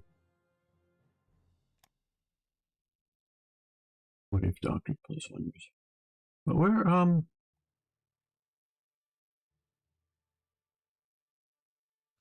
so I like to try to learn these. You see artillery support, because there's human wave doctrine there, but they're also talking about doctrines down here. Yeah. Oh, here it is. Okay, it's that one. Okay, cool. We'll let that continue. Yes. Oh, okay. We just lost. Yeah, that was fine. That's fine. That was planned. Of our planned withdrawal. I mean, it's not like what we want, but it's what we need to have happen. Okay. Well, now that we're here, we're going to attack out here with all of these HQs, and we'll move you up to here for the fun of it. That way, counter-attacking them. Major defeat. Where did we have a major defeat? Okay, here. We're being pushed back.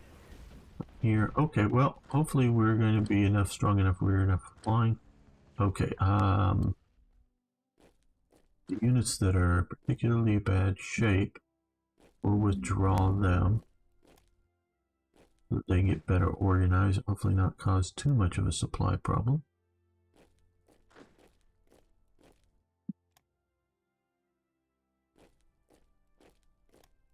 That's lost. They're attacking down in here. Okay.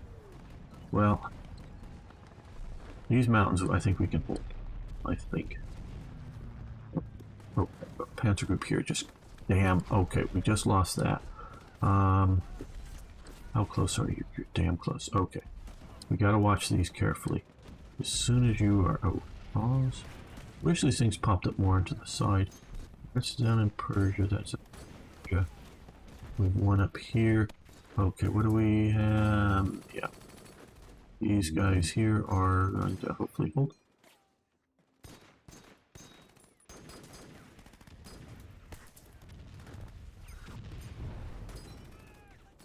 Okay, whoa.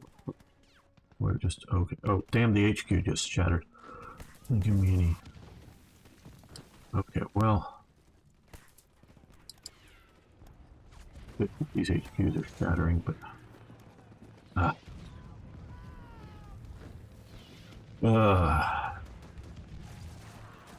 Now, what do I do with these HQs? Well, they're not going to help. Maybe, well, it might help a bit there, but we're going to send them down here. Just maybe get them close enough to command influence. They're not that useful.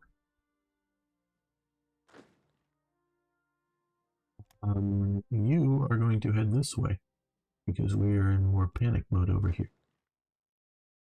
Okay, well now we have, okay, some fascist militia. We're counterattacking here, which, oh, it's being bombed. There we are. Battle of Harlem.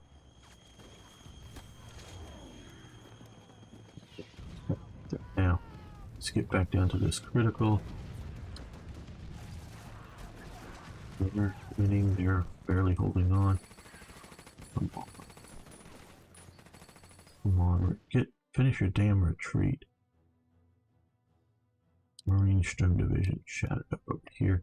Okay, well, Marine Sturm Division. Head this way.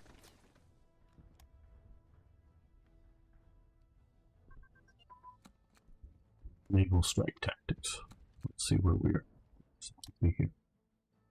Yeah, 42 will let that continue.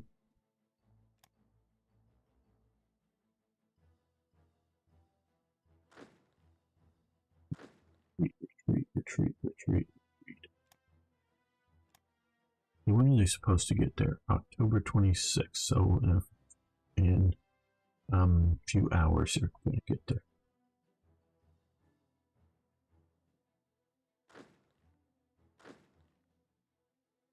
You join that attack. I'm going to put pressure on these guys.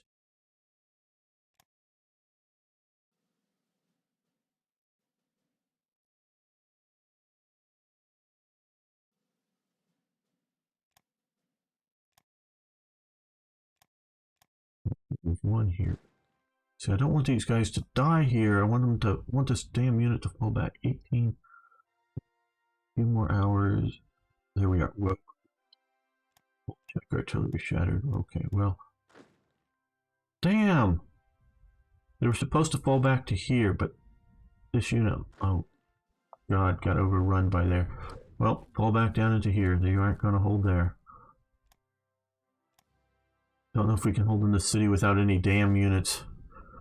Okay, well, retreat that way. Just retreat down into here.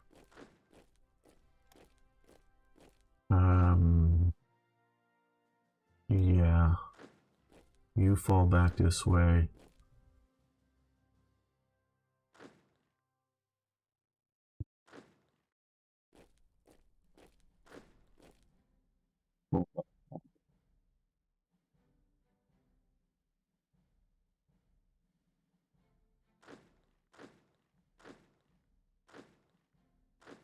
Okay, next fascist militia unit. Okay, good. Totenkopf has arrived. We'll put you under that. We have a higher level command here. Yes, okay, he probably sucks. Yeah, but still, sucky commander is better than no. Okay, well then let's add you to some SS army here. You move up to the front because you have some arm.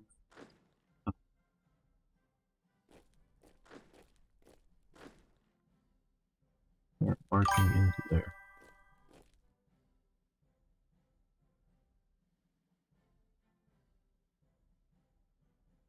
See if we can continue holding Rotterdam.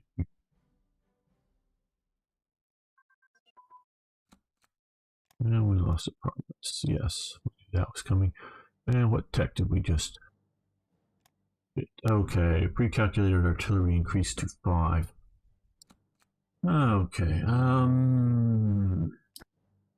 that was one of these somewhere here. Probably grayed out.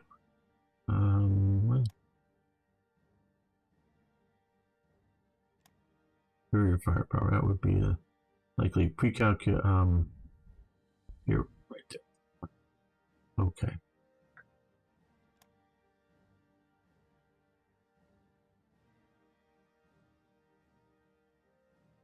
So keep winning up there in Finland.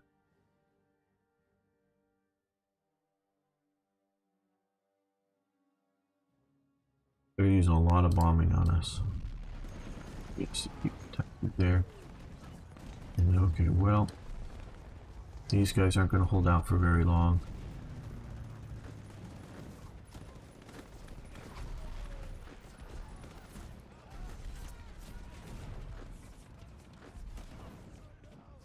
Well, they're holding out a bit, so well, okay.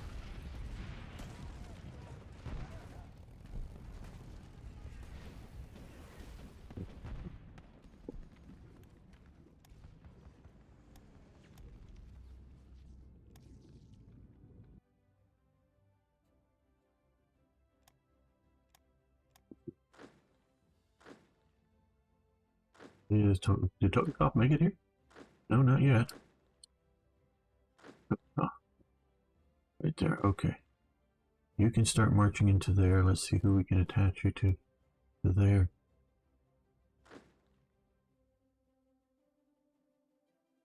They're moving at a decent speed. Okay.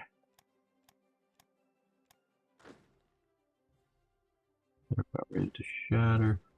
Good, we got some more fascist malicious troops into there. You know, did you hear what I just said? Fascist malicious troops. Yeah, that's about right. Well, they're moving back decently. They may get there to hold that. I'm not going to hold long. These guys are pushing up to there. This is not going well. It's not going.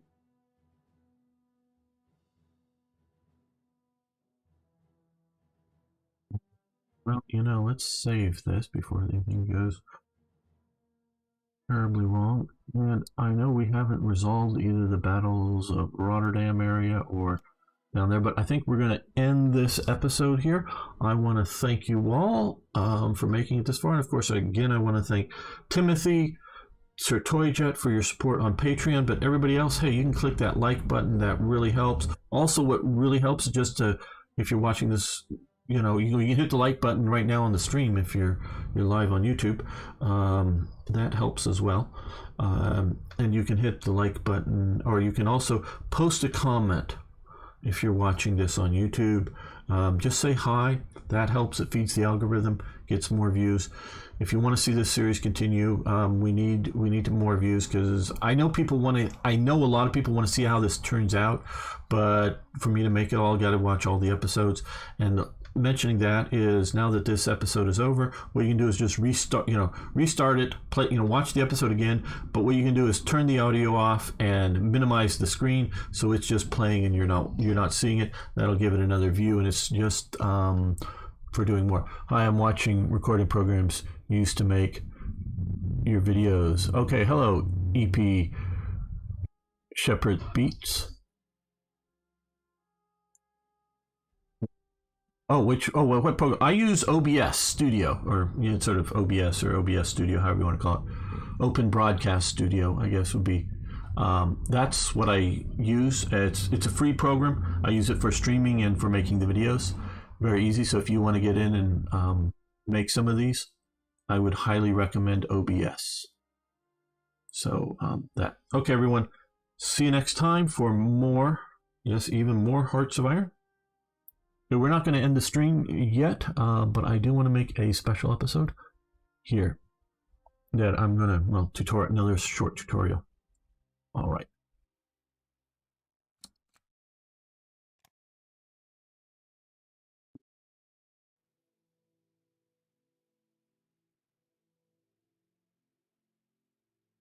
Hello, fellow no, that's a bad start. Hello, fellow Black Ice players. This is Gamer1745 with another short tutorial here on Black Ice and how it's organized. It's done differently than standard Hearts of Iron, obviously.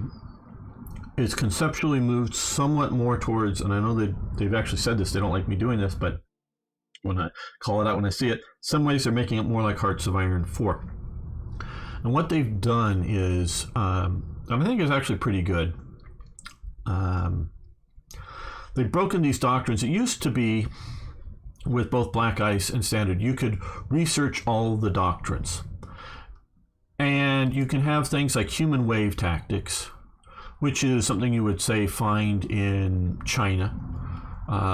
Chinese used human waves tactics, but those tactics are not are not infiltration tactics, are not stormtrooper tactics, which are sort of both infiltration of one sort or another.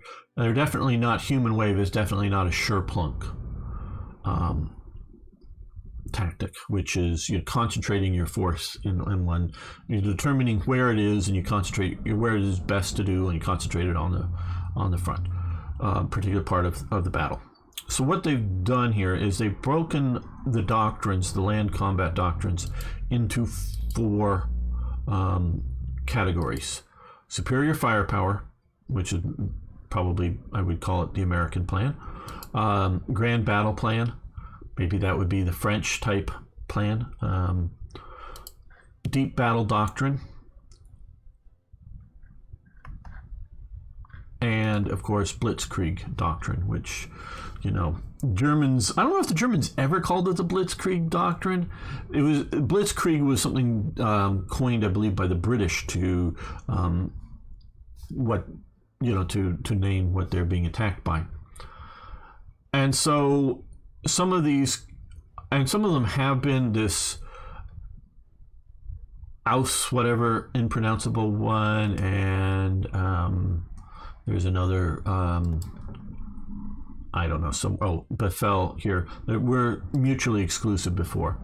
And so each nation, I don't know, I haven't looked at every nation here, some may have none of these starters selected, but Germany starts with Blitzkrieg Doctrine selected. And so up here, that follows here, all these lines through all of this, you get to choose one of these, or your nation has one of these chosen for it. So you get to research those. Now down here, they may be removing, I don't know if they have in future things, talked about removing superior strength here, just leaving it to being these doctrines over here, which I may get to in a moment. But the ones that don't have the arrows connecting down here in the bottom are generally speaking part of this plan, but the other plans, the other doctrine groups, can research them. Now, I say can, sometimes, there's conditions, surrender progress here, you can see that, and deep battle doctrine, or one of these two must be done, so that won't be. But some of these are thought they can be under multi-doctrines, but they've picked one to put it under here. Now, so all of these are able to be researched once you get whatever prerequisites they, and you can see some of the arrows, and you can, what might be needed to be done before, level whatever before you go onto it. So you go through this tree. Now, what my understanding here is some of these open up under certain conditions of combating certain types of enemies or whatever, with certain battle doctrines. I don't know exactly how they work out. So some of these, because I was asked why haven't I researched some of these earlier doctrines here?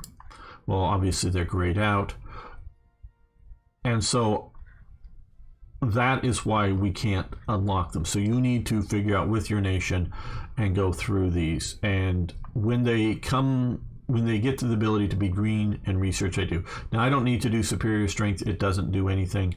It used to be used to unlock the additional armored brigade for the divisions. So that is what, so you need to keep doing, and obviously this is too far in advance. Once I get to 43, I'll research rolling artillery barrages. Not that it would be terrible to do it now, but it's, you have a huge penalties with it, and then there's a penalty icon that shows up here. Having that penalty icon doesn't bother me up there, but what bothers me is I have to keep checking to make sure what if because I have a lot of leadership, as long as you have a big enough cushion of officers, and I haven't done the math, and there's well over 110% officer strength, so we have the leadership to do more and maybe be wasteful on some of these. But I have to constantly go up and check to see what I'm inefficiently researching. So normally you don't want to go more than a year in advance for what you're doing. So this is just how these are organized. These are not dependent upon the other ones here, though they might affect which ones they want to do. Now here, this is if you want to reduce the strength of individual units. Now strength in this context purely means, let me just find a unit, manpower levels. Okay, so if you wanted to reduce the manpower size of these units, so let's just say you're the Soviet Union, but you have low levels of manpower, but you have a huge front. So you might want to reduce manpower, whether in some divisions or some different brigades, recon units. So it's not the whole division. It's like, and you can see here, R cavalry, M cavalry for motorized cavalry, AC for armored cars. So will reduce down those 3 units types that will have reduced manpower. So if you want to reduce armor, but maybe you just want to reduce infantry strength but keep your armor strength up, or is to have like if you're the Soviets, to have hard hitting armor for counterattacks or attacks, but just spread out your infantry to hold the big long front line. So if you want to reduce your manpower requirements per division, you want to reduce your strength. If you're hey, we've got a small enough front, but I've got the manpower, so let's make some really strong divisions to put there, and so you want to up your strength. This is sort of done so that different nations can sort of meet their historical levels. We got the Italians moving to go with our in the middle of the playing series here, but going up to get that right now. So, and this can also be good for small nations like the Netherlands. So if you were playing as the Netherlands and you go, God, I just don't have enough divisions to hold the front line. Now, if you're really smart, you don't try to hold up here. You just go, you hold here and you hold down in here. Use the rivers and whatnot, and give up all of this territory. But so if you or whatever, you go, we want to hold this whole front line with divisions, 1 division each province or whatever it is, or 2 divisions each province. But to get the manpower requirements, we need to reduce the strengths. Or like I say, maybe if you are, this could be something like for Portugal, long border, relative speaking. But if you have a short border, like you're just trying to hold off Italy here as Greece, and you're only worrying about this, you might want to have fewer, stronger divisions. So that's the kind of thing. I forgot to ask, did the Africa Corps begin? Yes. Now, I'll get to that in a moment after this tutorial. Sorry. Okay, so that is what these are for. Training here, training laws. See, this is based on some of the training laws that they've added. So I've not done what needed to unlock those. This, again, everybody gets to do for organization, and these are morale, obviously, and these are organization. Where here, this is either support and direct fire, improvements, artillery, and we can see those in. Let's see if we can find a quick battle here. They're the ones retreating. For here, it's to change some of these elements that are. I'm trying to how to say this. I didn't think of this well in advance. how well direct fire supports into the combat for your direct fire units. So for combined arms bonuses and whatnot. So that's what you need to look at for the doctrines for mainly land powers. Air and naval really, as doctrines, don't really have too many mutually exclusive. But if you're not going to have any carriers, well, you want to do this as Germany Fleet Auxiliary just to get underway naval underway replenishment so that you can have longer range operations and radar training and some of this other stuff that you need to unlock, but you don't need to keep researching it again if you're not going to have carriers. So you sort of pick the ones you're going to be operating in and doing a lot with. So that's sort of a relatively quick look at doctrine. So if you're new here, please subscribe, hit that like button, post a comment, really helps. And of course, if you got questions that maybe we need to do another short tutorial on, please post below and I will see what I can do. Thanks everyone, see you next time. Right, on the Africa Corps. The Africa Corps will fire but I modified it. Because the Africa Corps is programmed to fire only when Italy is doing bad enough. Federico. So I think the Allies have to take Tobruk and Benghazi, or maybe just Benghazi. If they take Benghazi, and year dates and Germany at war and some other conditions, the Africa Corps chain will unlock and fire. Well, these guys have been sitting down here. Oh, well, okay. These guys sort of been waiting. Let's send them over here. And let's get them up there. Should I have sent? Yeah, they're probably around. I should have earlier, if I had the shipping, should have gotten them to here. That would have been good. So yeah, so what I've done though, I disagree. Okay. Bevan Alexander he describes himself as a strategic historian, I think is sort of his terms. And even before I read his works on it, but I think one of his books is How Hitler Could Have Won or whatever. He believes, and I agree, that had they secured the Mediterranean prior to the invasion of the Soviet Union, which, as a plan, not just, Italy's doing badly, but we're going to secure the Mediterranean because, hey, we're still at war, guys. Well, yeah, we've defeated France. Yeah, but we're still at war with Britain. And we, Germany, sort of taking the idea that Germany really wasn't effectively capable of doing a sea lion. If you believe that and knocking Britain out directly, the other way, and if you study Sun Tzu, is to take the indirect approach. Well, the indirect approach for Britain, really is sort of India in a way, but is to cut off their access to India, which is here, the Suez. Now, yeah, by Italy at war, they've effectively already forced supplies to come around through, around Africa. Yes, but that's only part of the story.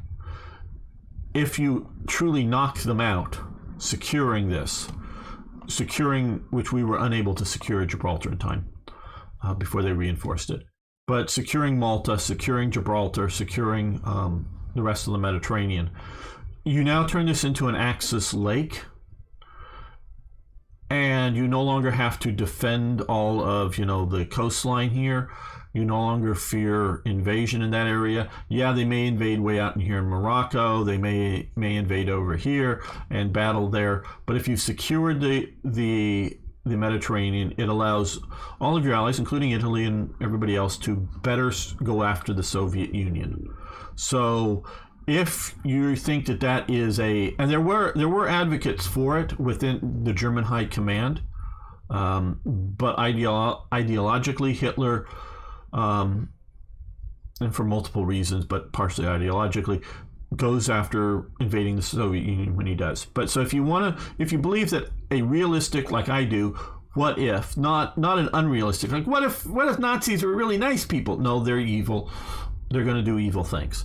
But what if they just taken the strategic decision of going after the Mediterranean first prior to maybe invading? Because by battling in the Mediterranean, you may be able to sink enough of the British fleet to then allow better invasion of Britain directly. Because if Britain puts a lot of units that they send out, good units that they're building up. Because, okay, again, and I know that I keep jumping around on all of this, but Germany was not able to jump the channel immediately after the fall of France. Okay, they couldn't. So they start building up their barges. They start figuring out what invasion barges might look like.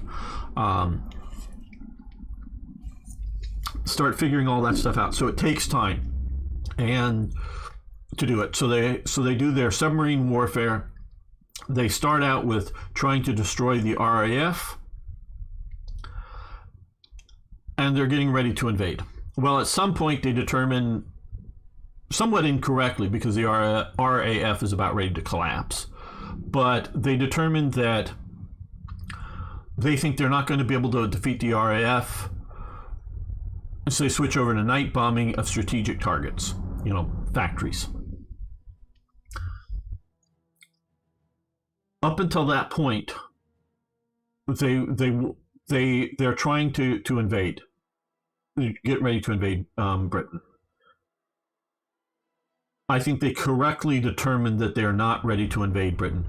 With that breathing space, the British Army, so either they got to go fast, Dunkirk is evacuated, the professional army is in shambles, it is mostly saved, but they've lost all their heavy equipment and much of their light equipment.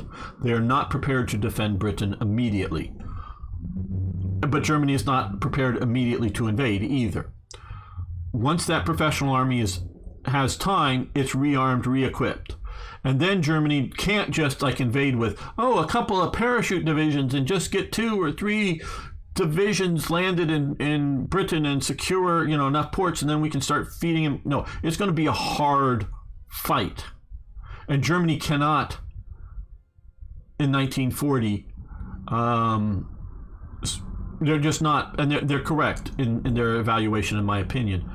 They're not correct that they're going to be able to invade Britain with enough strength to succeed. They're going to lose, they believe. Not that they can't land, not that they can't have a bridgehead, but they're not going to be able to blitz into it, and they're going to take such huge casualties. Their navy, what navy that they're going to have is going to be sunk.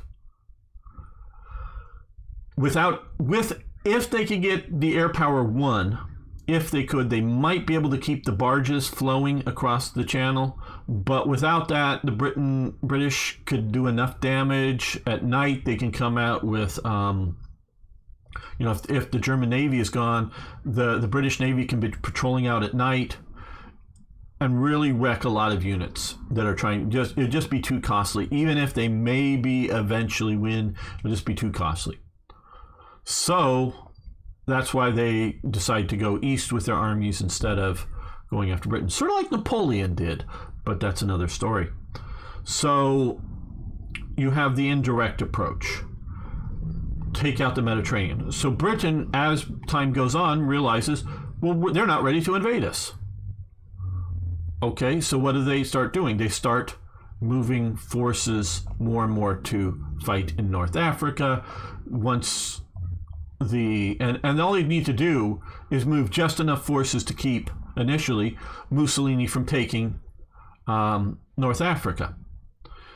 As time goes on, they move more and more forces. Well, if Germany comes in, they can take them, and Britain may, depends, send a lot of good forces to try to stop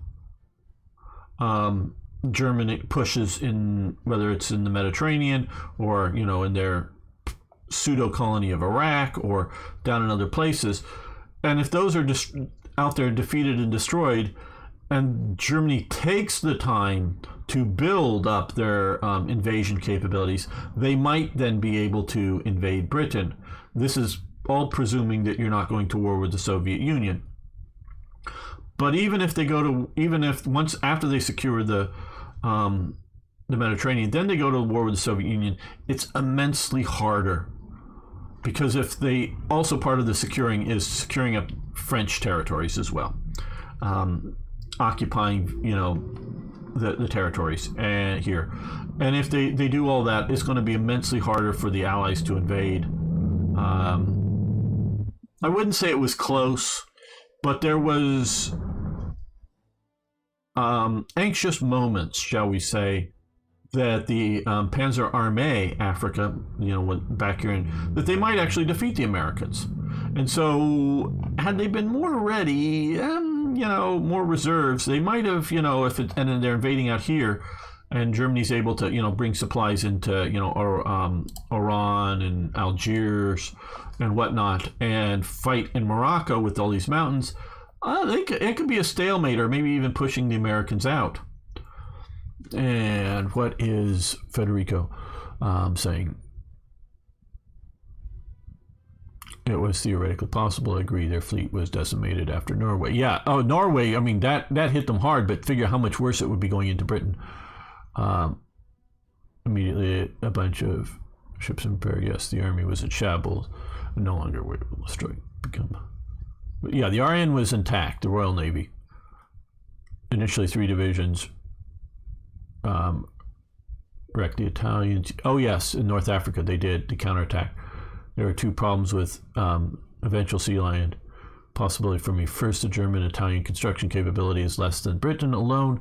Second, they barely have fuel for what they have left alone for more ships. Okay, well, you got to realize when they take France, they get about a year's worth of fuel. They capture at operational levels. One of the books I read years ago was that Germany captures about a year's operational worth of fuel in the reserves in France. So they've got a bunch of fuel then. Fuel is not a critical thing in 1940, 1941. It's after that it becomes a desperation. I'm not saying they're overflowing in it by any means. Now, throughout the whole war, even to my understanding, even with the increased bombing, including bombing targeting synthetic fuel plants, throughout the war, there is a steady, until like the last days, we're not talking 45 or something, but up until at least the D-Day invasion, there is a constant increase in synthetic fuel production. Doesn't mean there's enough. Doesn't mean, because they're slowly draining out their reserves. They are, hey, thanks for following. Do appreciate it. They're even bombing Ploiești, but they're getting more and more fuel out of Ploiești in Romania.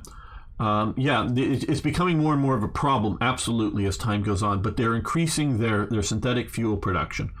And by looking at that, Germany, and that's with Allied bombing, and it's, so you look at 40, 41, there's plenty of fuel. And it's going to be difficult getting fuel from Iraq to Germany unless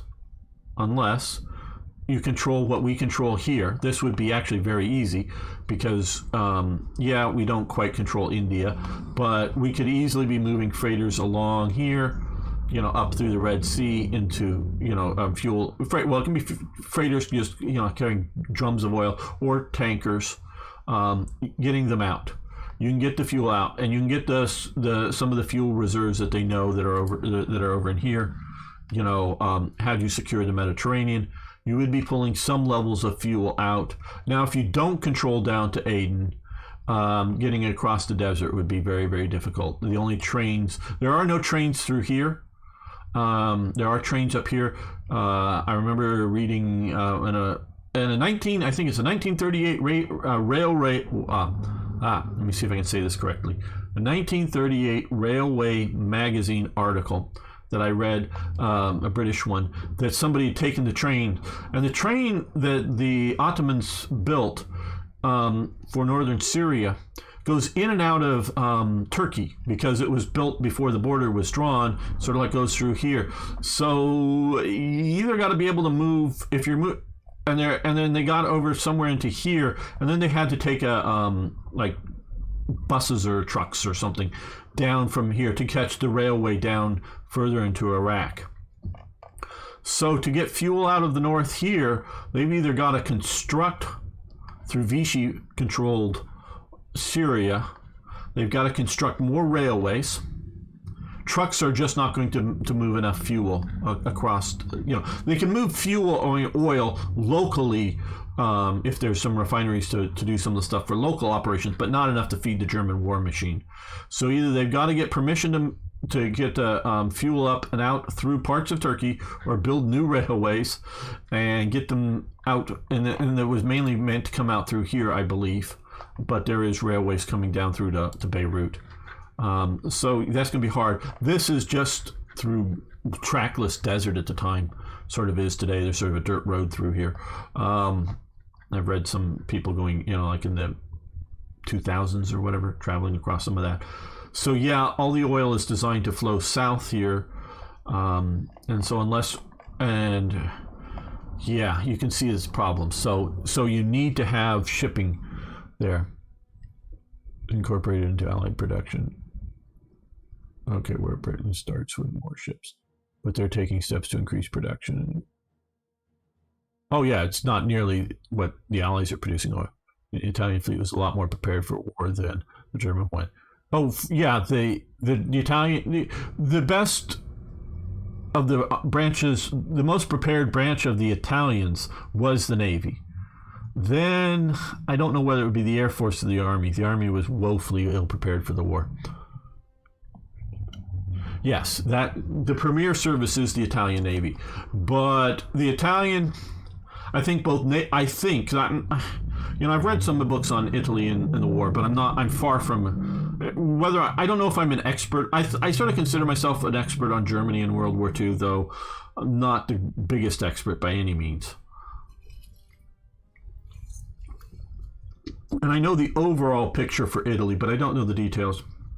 But I don't know who was having the problem, or if it was both. I don't know whether it was the political leadership, basically Mussolini and the fascists, or if it was the naval leadership, or both. They were afraid of losing the Italian Navy. Got to understand, Britain, and I would also say to the Americans, but definitely Britain, they're perfectly willing to have their entire navy sunk. The British naval philosophy, at least up and through to the end of World War II, was, hey, if the Germans are invading us, it's fine if you sink our fleet, so long as we sink your fleet, kind of thing. Britain is willing to have their capital ships sunk so long as they successfully sink the enemy fleets. They are into fleet destruction. This comes out of Lord Nelson and the Battle of Trafalgar and others before it. They don't do the fleet in being. That's sort of the French philosophy of the 18th century. I can get into all that, but I'm not going to at the moment. They're willing to go out there and have their whole fleet go in and try to smash the enemy fleet. And they're willing to have it all sunk so long as they also sink the enemy fleet. Italy never is willing to do that. Italy is always looking for the opportunity, the chance. They're looking for there's a single British battleship out there with just a couple of destroyers or something escorting it. Let's race our fleet out and sink it. But, wait a minute, there's 4 British battleships and we have 4 battleships? No, we're not going out there. We might get our fleet sunk. We don't have another fleet. They're never willing to go out and risk their fleet in an operation to destroy the enemy fleet. Partially, this isn't cowardice in a sense, because what they're also worried about is that Britain has more fleets out there.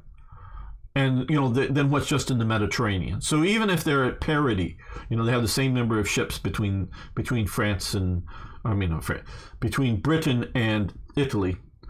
And if Italy goes out and sinks, all the British battleships that are in the Mediterranean with their battleships, and they all go to the bottom of the sea together, well, Britain just has more ships to bring in.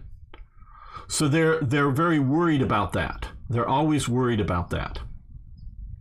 And so there's, like I say, there's reasons for them to be cautious with their fleet. And so they very much look to have fleet in being so that it forces the enemy to concentrate their naval power. And so the idea is that if the enemy is weaker than you are, you spot them and, we can go out and sink them, then you go out and sink them. If they're equal to you, you're going to keep your fleet, you're going to keep it in port, but that fleet sitting in port is going to stop, presumably, a naval invasion.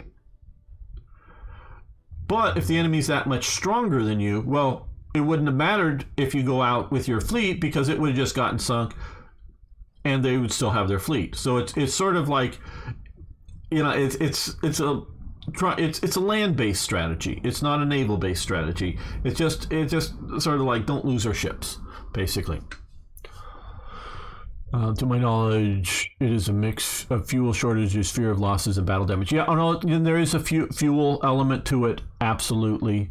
The British have their classic doctrine: if we both battle to the death, we can rebuild faster. Right, absolutely.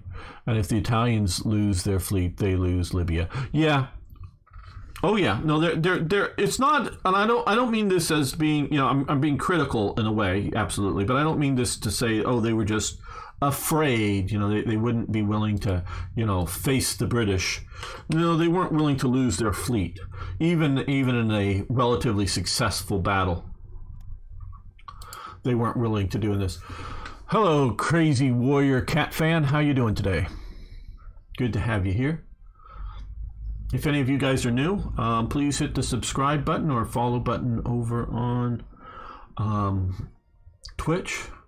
Well, guys, my voice is a bit rough today, as you probably heard.